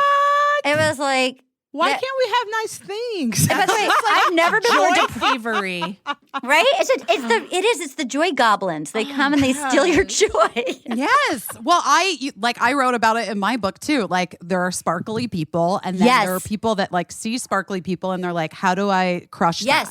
How do I put it out? I don't like it. I don't get it. I want it dead." Like, yes, you're just like. And it's like, you could go get some light, though. Yeah. That's the thing. What I remember when I got my first sitcom, it was almost too fast. I was 22, and I'd literally grown up I'm in this tiny town. And I think for some people, not the people in the town, but some people I knew in my life, it was almost too much, earning too much. Like, and I started for a moment to feel like I could either have like love and joy in my life, or I could have success. And like, I thankfully now I know that could not be farther from the truth, but like that when like water rises, like every boat in the harbor rises up. Yeah. But that if somebody's trying, like just that there's a natural, I don't know, that like I try to have a wide berth. When I see that energy, it's like, oh, this isn't even about me. Like this, whatever this tornado is, like I can't even engage with it because it's too dangerous of a price on my own soul to try to even like this journey has clearly been dark for many decades, and I can't even try and get into the boxing ring with this. Yeah. So did you sort of like instinctually, because you really have just like leaned into the pivots, is that just a thing that's in your DNA, you feel like, and from basically your childhood and what you were sort of the cards you were dealt, that was how you figured out how to deal, was to like, okay, well, this seems like it's not working. Because so many people will fight, like they'll fight till the death before they will make a pivot, you know? Yeah. What is that about you? I think it's a combo of, yes, very much. It's like the good and the bad side of how I grew up. So like, and I would say it's both probably from my mom. My friend Lisa, who read this, she was like one of my best friends, and she read it earlier. She goes, Arden, this isn't your memoir. This is your momwar. Like, I feel like everything magic I have is mostly from my mom, but also some of my, I would say, limitations, like I don't know how to fight. Like I actively can't fight. Like, so conflict, everything has to be kept nice, like, which it's not great to not be good at. I've gotten better at conflict, but I literally, both my brother and I we just don't know how. It was because everything had to be nice, you know? But I will say, but she really believed in us and she really believed that our imaginations and that what was unique about us was slightly different, that it wasn't going to be, that it was a little one step left of center, like that was our special sauce, and that it may not be everybody's cup of tea. And look, I'm sure along the way, I fucking wish every front door opened for me. I wish Lorne Michaels was like, it's you. And I wish the theater department was like, you get to be Audrey in Little Shop. And I wish, but I have to say, I feel like my career and my life has been more interesting because I'm just realizing this now as we're chatting. I feel like each of these times where it wasn't just easy forced me to harness my own voice in a way that I wouldn't have if it was just doors opening. There you right, go. because if every door opened for you and you had the opportunity to step through every door, a lot of those rooms wouldn't care about you, Arden. Yeah. You know what I mean? Like, but whereas you experience limited doors opening, those are doors that were really meant to be open for you. That was for you. You know? So that's what is for you is for you, and what is for someone else is for someone else. And as soon as you're able to, sometimes it's being patient, but as soon as you're really truly able to be like, I know that what is for me is coming, I think that you feel better about not getting things, but also you're more prepared for when it does come.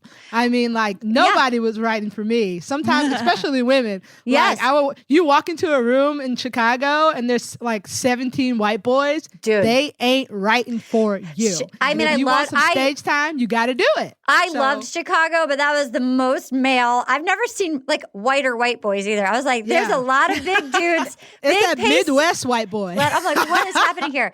It's an interesting thing too, just like circling back to the beginning of thinking about like what we were talking about with TV shows in the 90s and what we were coming up through and that environment. It was like Callista Flockhart was Ally McBeal. It was sort of that sort of thin, pretty, very white, very sort of like, even if you're the friend, you need to be this certain kind of way. Yeah. And I remember I was getting cast, but I found myself, like at first I got cast a lot with my little red bob haircut and my cardigan sweaters and my red lipstick and then I felt like my light started to dim because I started to try to almost out of fear be like, what do they want? Rather than here's what I bring. It was like, okay, let me just try to look like everyone else. Maybe if I could lose 10 more pounds, maybe if my voice wasn't so high, maybe I could lower my voice. Like, And I got really sad. I felt really depressed. I started dimming your light.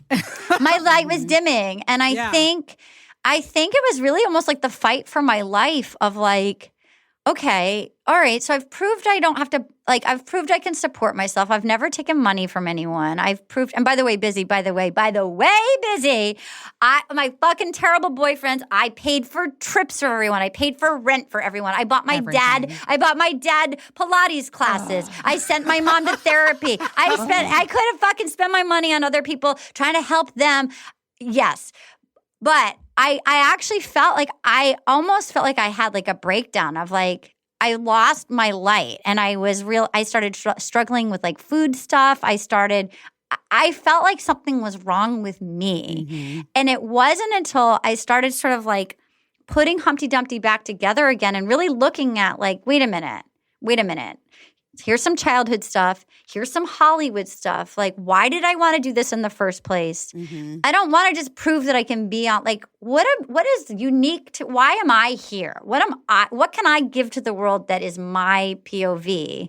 And I have to say, like, just leaning into what makes your tail wag, what's your own little weird corner. Like, I'm sure, Busy, when you started doing your Instagram stories and like, you didn't do it to get followers. You did it to like, you can't. Yeah, there was like something missing. Yeah, I was like purity. Looking for something. Yeah. It's the purity of like, this is what I want to do. And then sometimes people respond to the honesty of that. Yeah, I was like missing my voice. I was literally missing my voice. And it's so interesting because Michelle Williams, guys, my best friend. Oh my God, who? But I remember like her coming to LA at some point. Like I had been doing Instagram, had started doing the Instagram stories or whatever, and it was like becoming kind of a thing. And I was so confused by it anyway. You know, like what is this? But okay, like cool.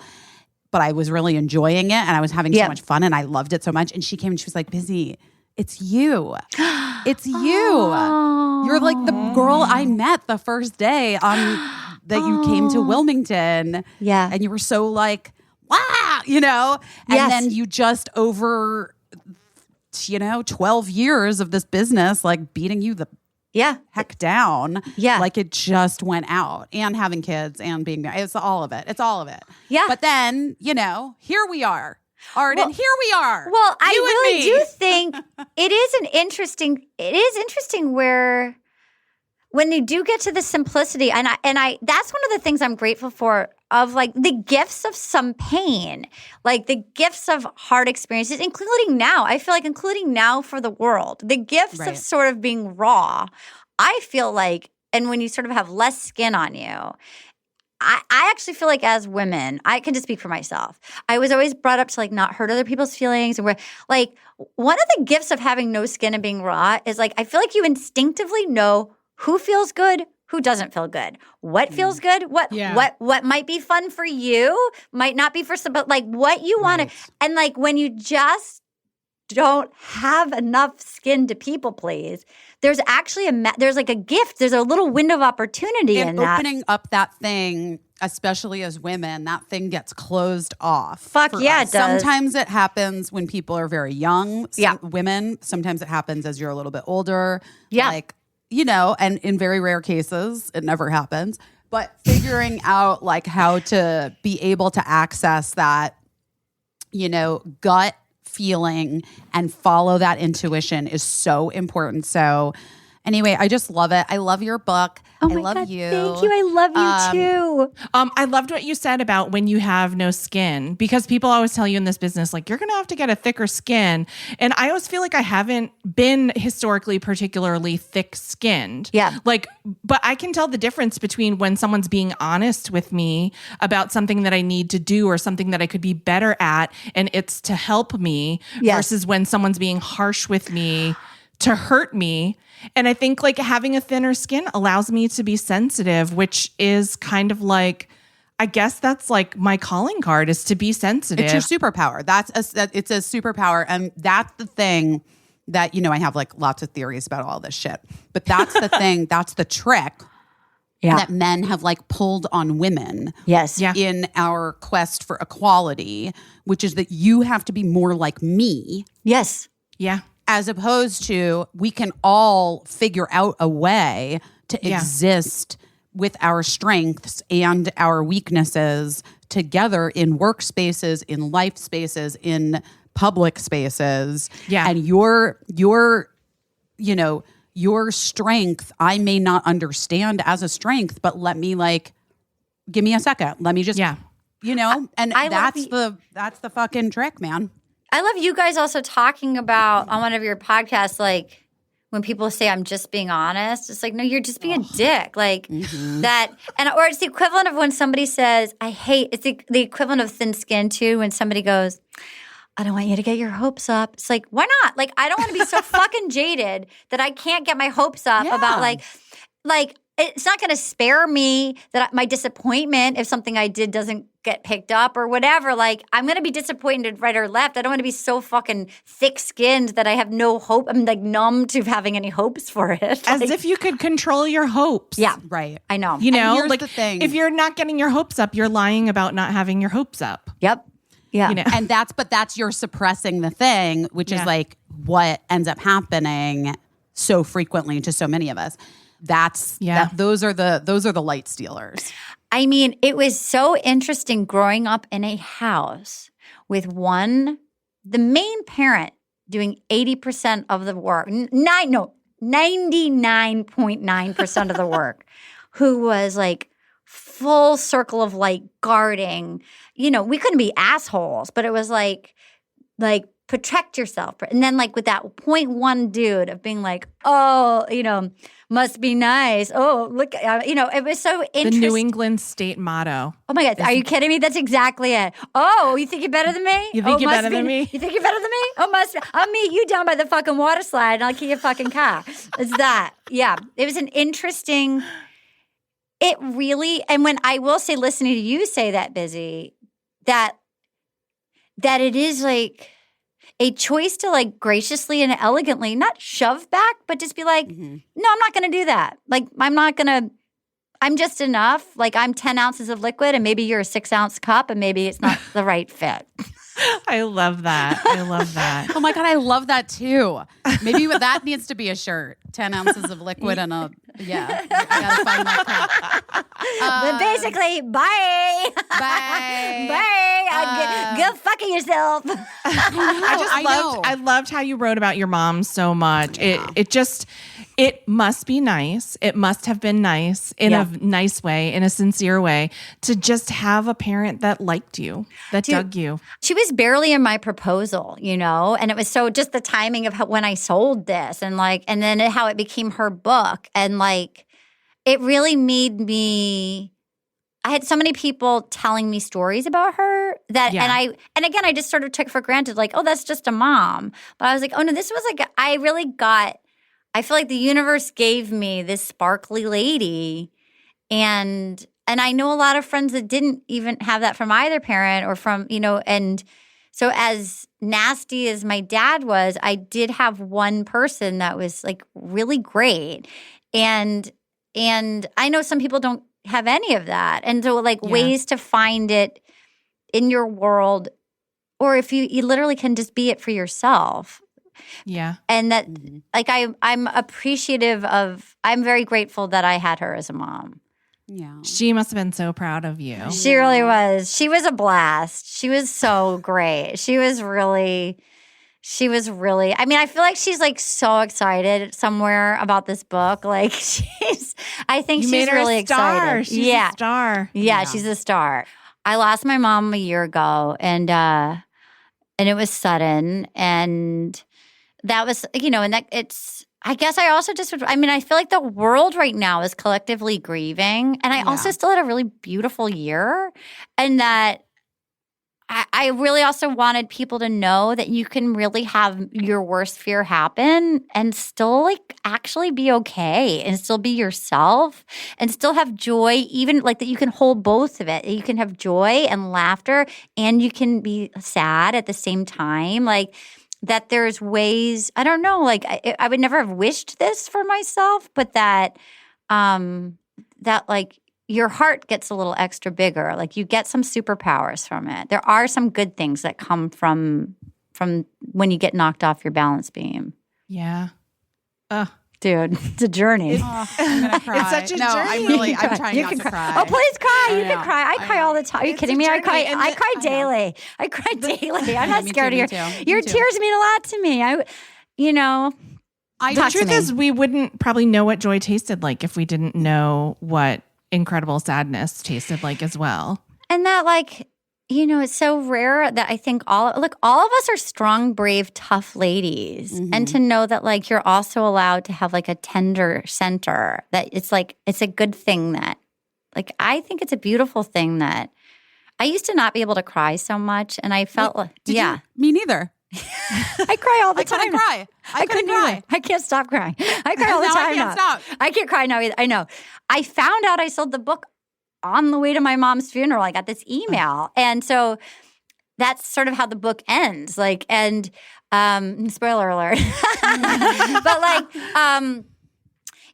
but like having to do the fucking audiobook, man. No. Dude, I was like speeding through like the part where I find her coat on the, and she was like, can you slow down? And I'm like, can you slow down? Like, you can either get me to read it. So then I was like, so I'd gotten through like this paragraph to speed. So then she told me to speed through. I'm like, and I found like, it was just like, I think it's okay.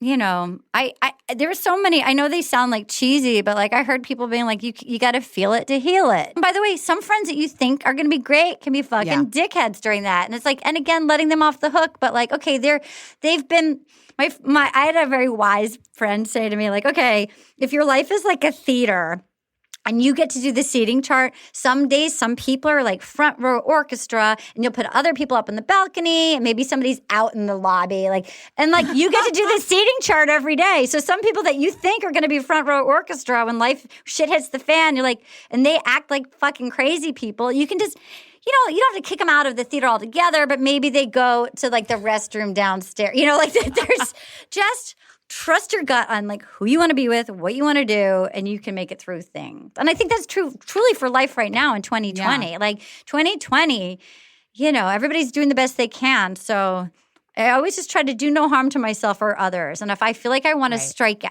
lash out at somebody and be like, you know what your fucking problem is, like maybe I avoid them for a little. Maybe that's not who I should be hanging out with.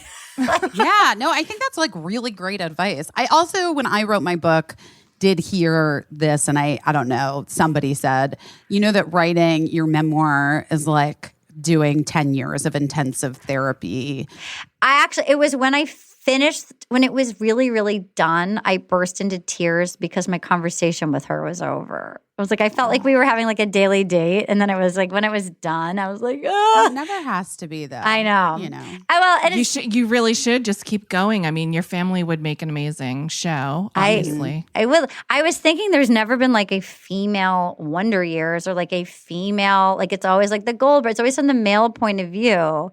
Like, I think that would be, like, and if you did it kind of edgy, it would be interesting. Oh, that'd be amazing. For sure. Oh, Arden. Yes, thank you so much. Arden Myrin. Yes, ma'am. That's Gosh, me. you're Party really machine. delightful. You likewise. I'm so happy that you wrote a book, put it out there into the world. You guys get her book. Get my book. Wellness. Come to, I don't know when this It's out now. It's out now. Out now. Go Is get that it. so weird? It's so exciting. I'm so excited. I can't even handle it. Also, Run, don't go walk. get it. Go online. Go online. And there's a way you can order from independent books stores online. Yep. Bookshop.org connects you with independent booksellers in your neighborhood. Okay, bye. Bye. Bye.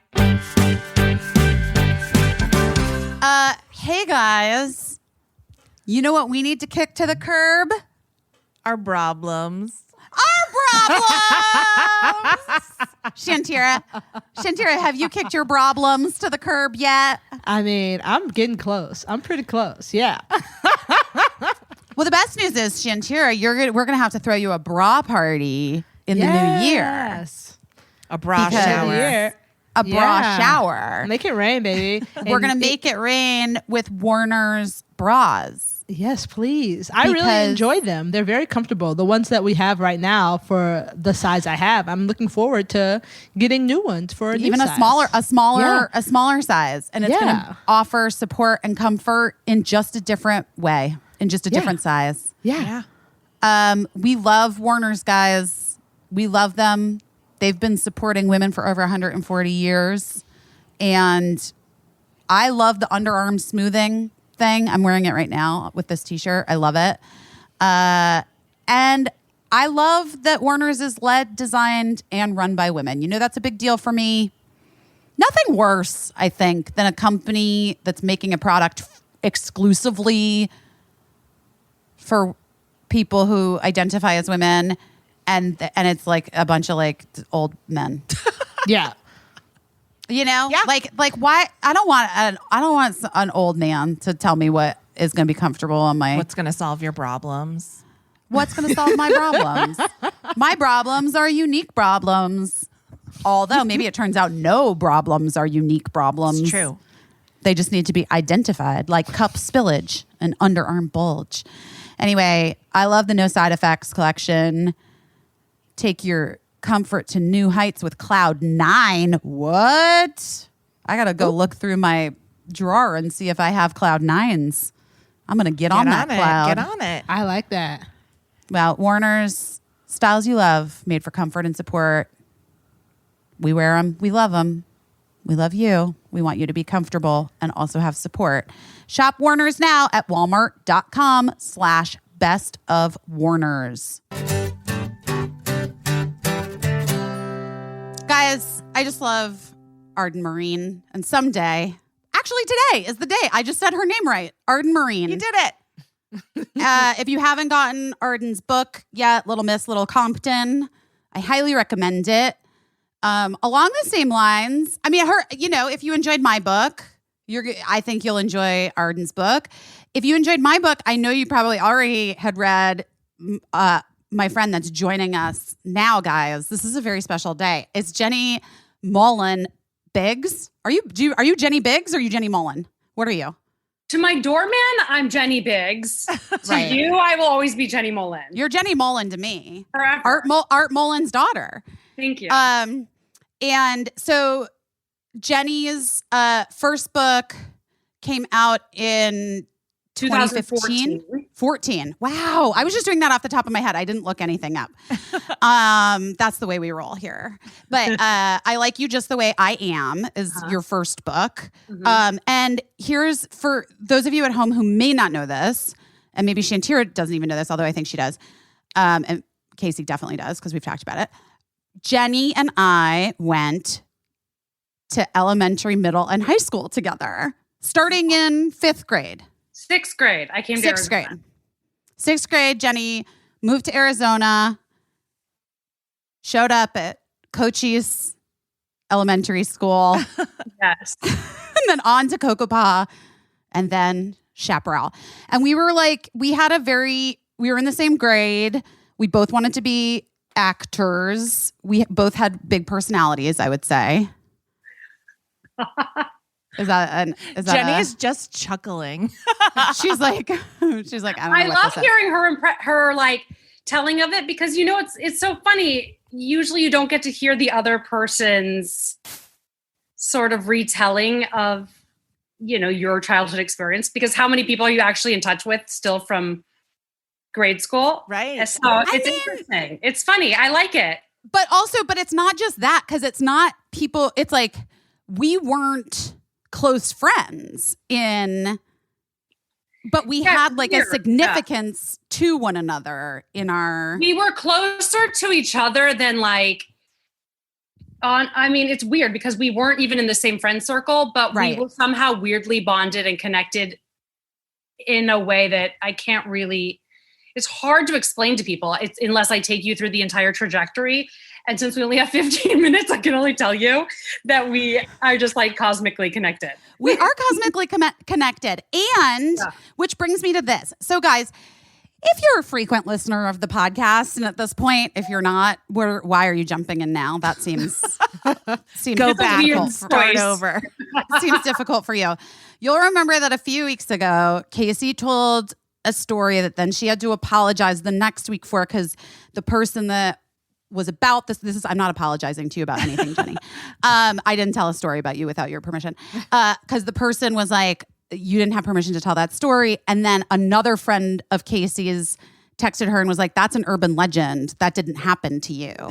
And then Caissie looked it up and she was like, it is an urban legend, but also I think it happened to me.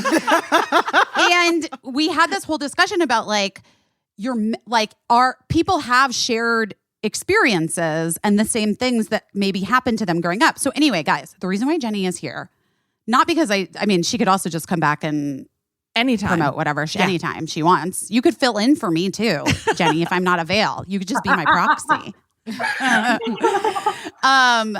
Is because Jenny posted on Instagram something about high school. It was like a joke, kind of, but I was like, wait a minute. That's my story. What? And we had never talked about it. And so then we started texting and I was like, what the fuck is happening?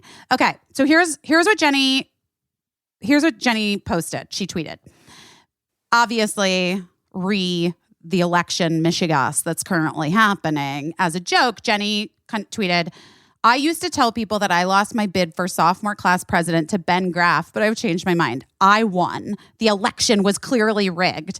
And then you CC'd Ben Graff, AZ, who's like, he went into politics, right? Well, he's like the water Jason board. asked me, he's like, is he like in like, you know, what does he do now? Is he some big job in politics? I was like, I think he's like in charge of like water. He's the. I don't know. Way, in that's Arizona, not a big thing. Yeah, I did help Ben Graff secure that position as well. I did campaign for him. I think I had you post for him too. You did. Right? Yeah, when he was wanted to help Ben Graff. Yes, when he was. I wanted Ben Graff to be like a senator or some fucking like.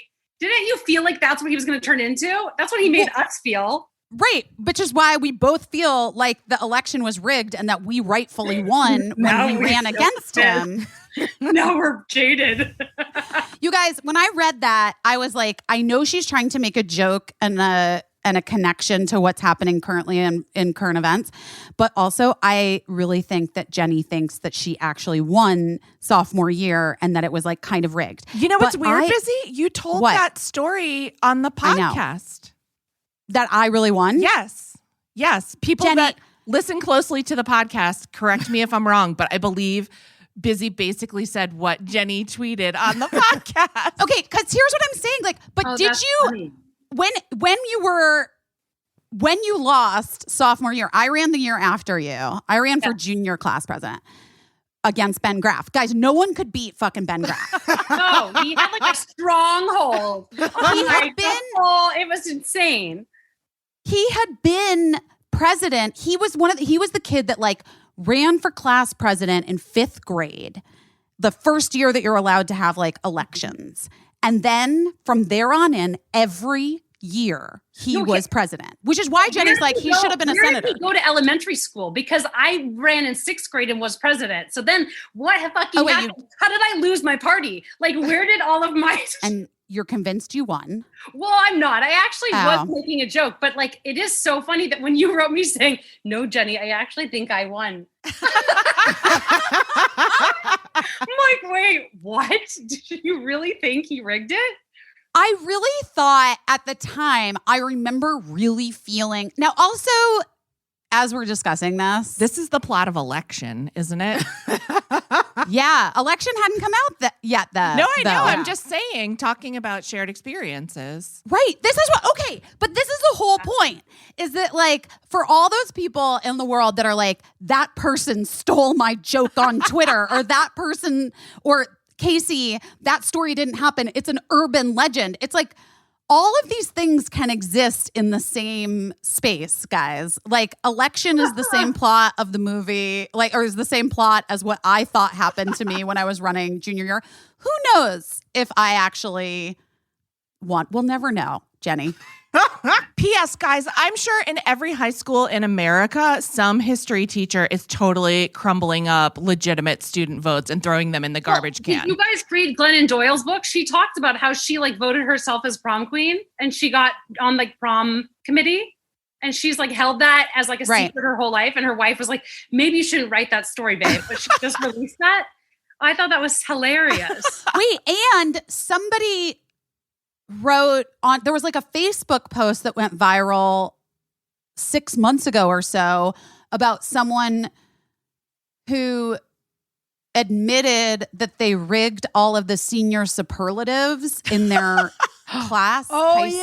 I remember that. Shantira, you remember that? I remember like, that. And people were mad. They were like, what wild. the fuck? Yes. Like, Because I'm not the class clown. That What are you shapes doing? your life. That shapes your life whether you get it or not. Like it's a self-fulfilling prophecy.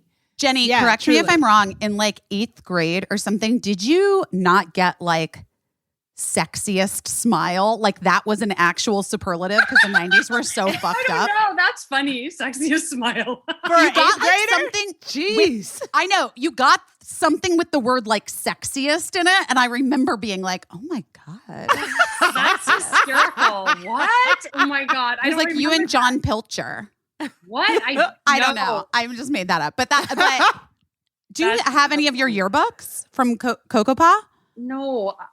I mean, Jason hates this about me. I give everything away. I don't know if you just saw like my other post recently was my kids like aren't picking up around the house. And so I literally just sent all of their things to Africa and have video proof that it's there. It's fucking genius. Les was like, that's my Paw Patrol watch. I was like, not anymore, babe. It's gone. It lives in Gabon now. Wait, Jenny, I'm gangster. I'm hardcore. Like, I don't like to keep shit. I mean, maybe it's just because I don't have a maternal mother. I don't know how to like hold on to things. It stresses me out. And Jason's a hoarder, so you know. That's good though. You guys compliment each other. I think the beauty of like my parents don't have shit at their house, but my grandma is like, if you want to hoard, grandmas are the best. All of my yearbooks are at my granny's house. And if I go home, but I do want to go whenever I can fly. I'm not going to Florida anytime soon. I do want to go get my yearbooks. Because do you guys ever like think of a person and then be like, where are they? Yes. Like but don't you just like look them up online and find them? Because sometimes, first of all, every bitch I went to high school has a new last name. But then all the guys, like a lot of boys in my high school, like they went by nicknames. And then like, I'll never forget this kid that I went to school with from like the time I was in 3rd grade went by Marty. And then we got to high school and he was like, I'm Martin now. And I was like, but what? But I looked him up. I like really just had like a wave of being like, what is Marty doing? And he's an architect in New York right now. I was so proud of him. Oh my God, I like Marty. Marty him. And I was like, I did it. We both Jenny did and it. We like Should go to Jenny and I London? take him out? I mean, he doesn't have any social media, which is like very Marty. Classic Marty. Needs So to be I your like- next nest. I just like Googled him. I was like, I wonder what. He was smart and fun and just like a nice boy. And then I looked him up and he's in New York. He has no social media. So I don't know if he's still there. But I was like, I'm very proud of you, Martin. Aww. So I love when a So former cute. classmate pleasantly surprises you because you often get unpleasantly surprised by who someone turned into. But I have like a real handful of people that I wasn't really close friends with in high school that are just like seem like stellar people, stellar Americans, and I'm very proud of them. That's nice. Did that happen in our high school, Jenny, or not so much? Well, Michelle, Michelle Lane, she's married to Ethan Lane. Right.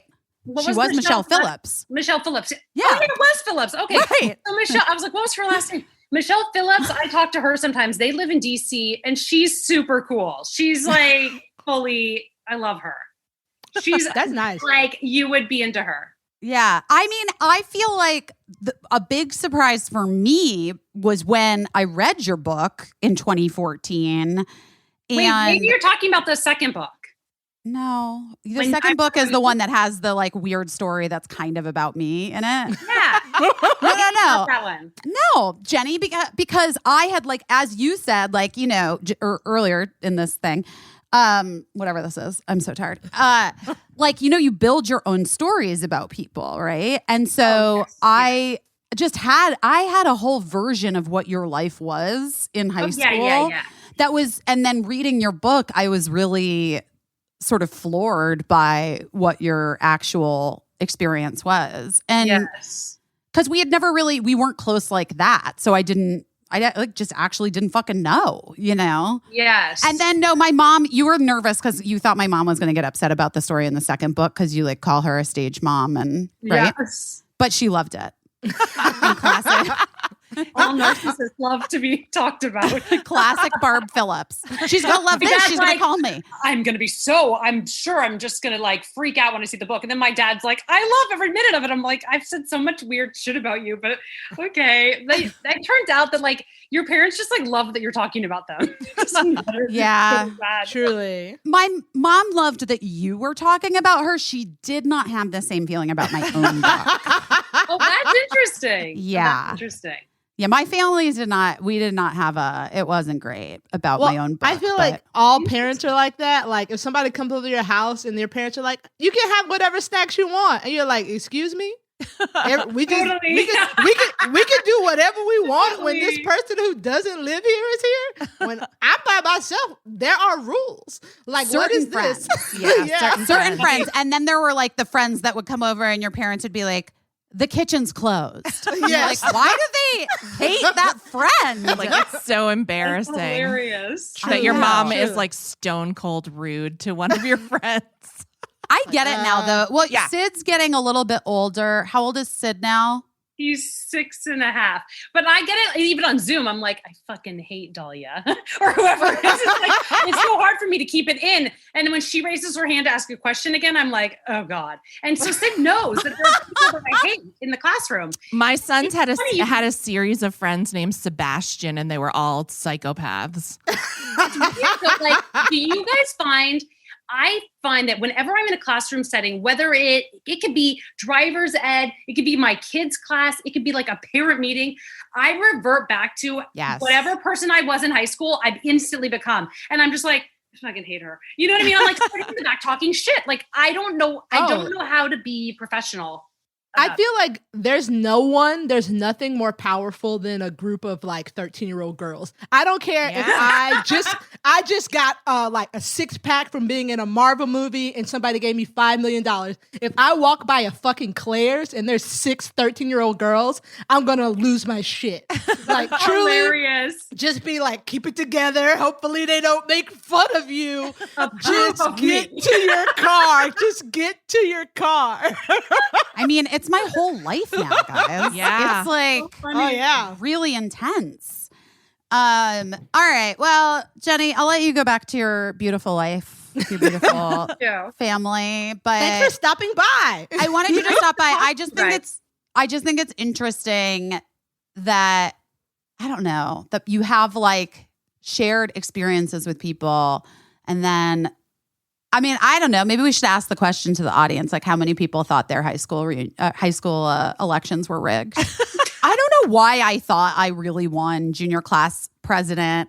It was like sort of like the height of my popularity in school, I think. And I just felt like, I felt like my, I'm really good at giving speeches. Jenny and I both gave speeches at graduation. That's true. But like, I just think I gave a really good speech, and I felt like I had won. You're like the Donald Trump of Chaparral High School. I was the Donald Trump of. I mean, sometimes it's like, just like I think that it's truly the patriarchy. I'll never forget my 5th grade election or whatever, and I ran for president. And I'll never forget this cool little boy named Brandon walked up to the podium and just went, "What's up?" And I was like, "I've lost. I lost." Oh my God. It's over. He just went, "What's up, y'all?" And I was like, he's the president. Nothing's cooler than saying "What's up" in a speech. Please tonight, your homework after this is to look him up and find Brandon now. Yes. Oh my gosh. He's in New York too. Then we need to like have like a full-blown meetup. Here's the thing. I would love for you to hang out with Marty. I don't want you to hang out with Brandon. Boo. Marty, Brandon. Boo, Brandon. I'll see what Brandon's up to. Well, Jenny, I love you. It's been good catching up. If you have any remembrances and you care to come back, let me know. If there's things that I need to discuss, I will be back. I will be back with my yearbook and many thoughts. I want to come back when I have something to actually promote. Yes, I know. Well, that's why I just wanted you to come on and promote your tweet. I want my tweet to gain more traction, please. Guys, we gotta get it. We gotta get it trending. I love it. I love it. All right. I'll see you guys soon. Thanks, okay, Jenny. bye. All right, everyone.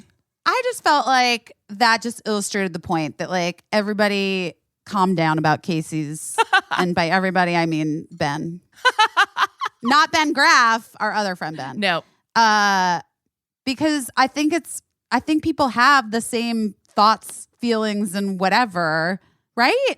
In the world, we're not that. There's nothing new under the sun, and everybody assumes their idea is the newest and the most original. But like, we're all just kind of living the same lives in different places. Yeah. You know what I said last night to my therapist? Bums me out when I'm so unoriginal. And she was like, "Yeah, I get it, but you're just not that special sometimes." I was like, "I know, I hate it, but you know what, guys? You are that special." We love you so much. We really hope that you're one of the people that gets some of these final tickets to our magic show. If you haven't gotten your tickets yet, go right now. They're going to sell out. They're about to sell out. The link is in our collective profiles. Yeah, it's in my bio, baby. It's in my bio as well. And I think the magic show is going to be super fun. Thank you, Jenny Mollen, for stopping by. Thank you Arden Myrin. Arden Myrin for a wonderful interview. Thank you to you guys. And keep doing your best this week, guys. We love you so much. We love you. Bye.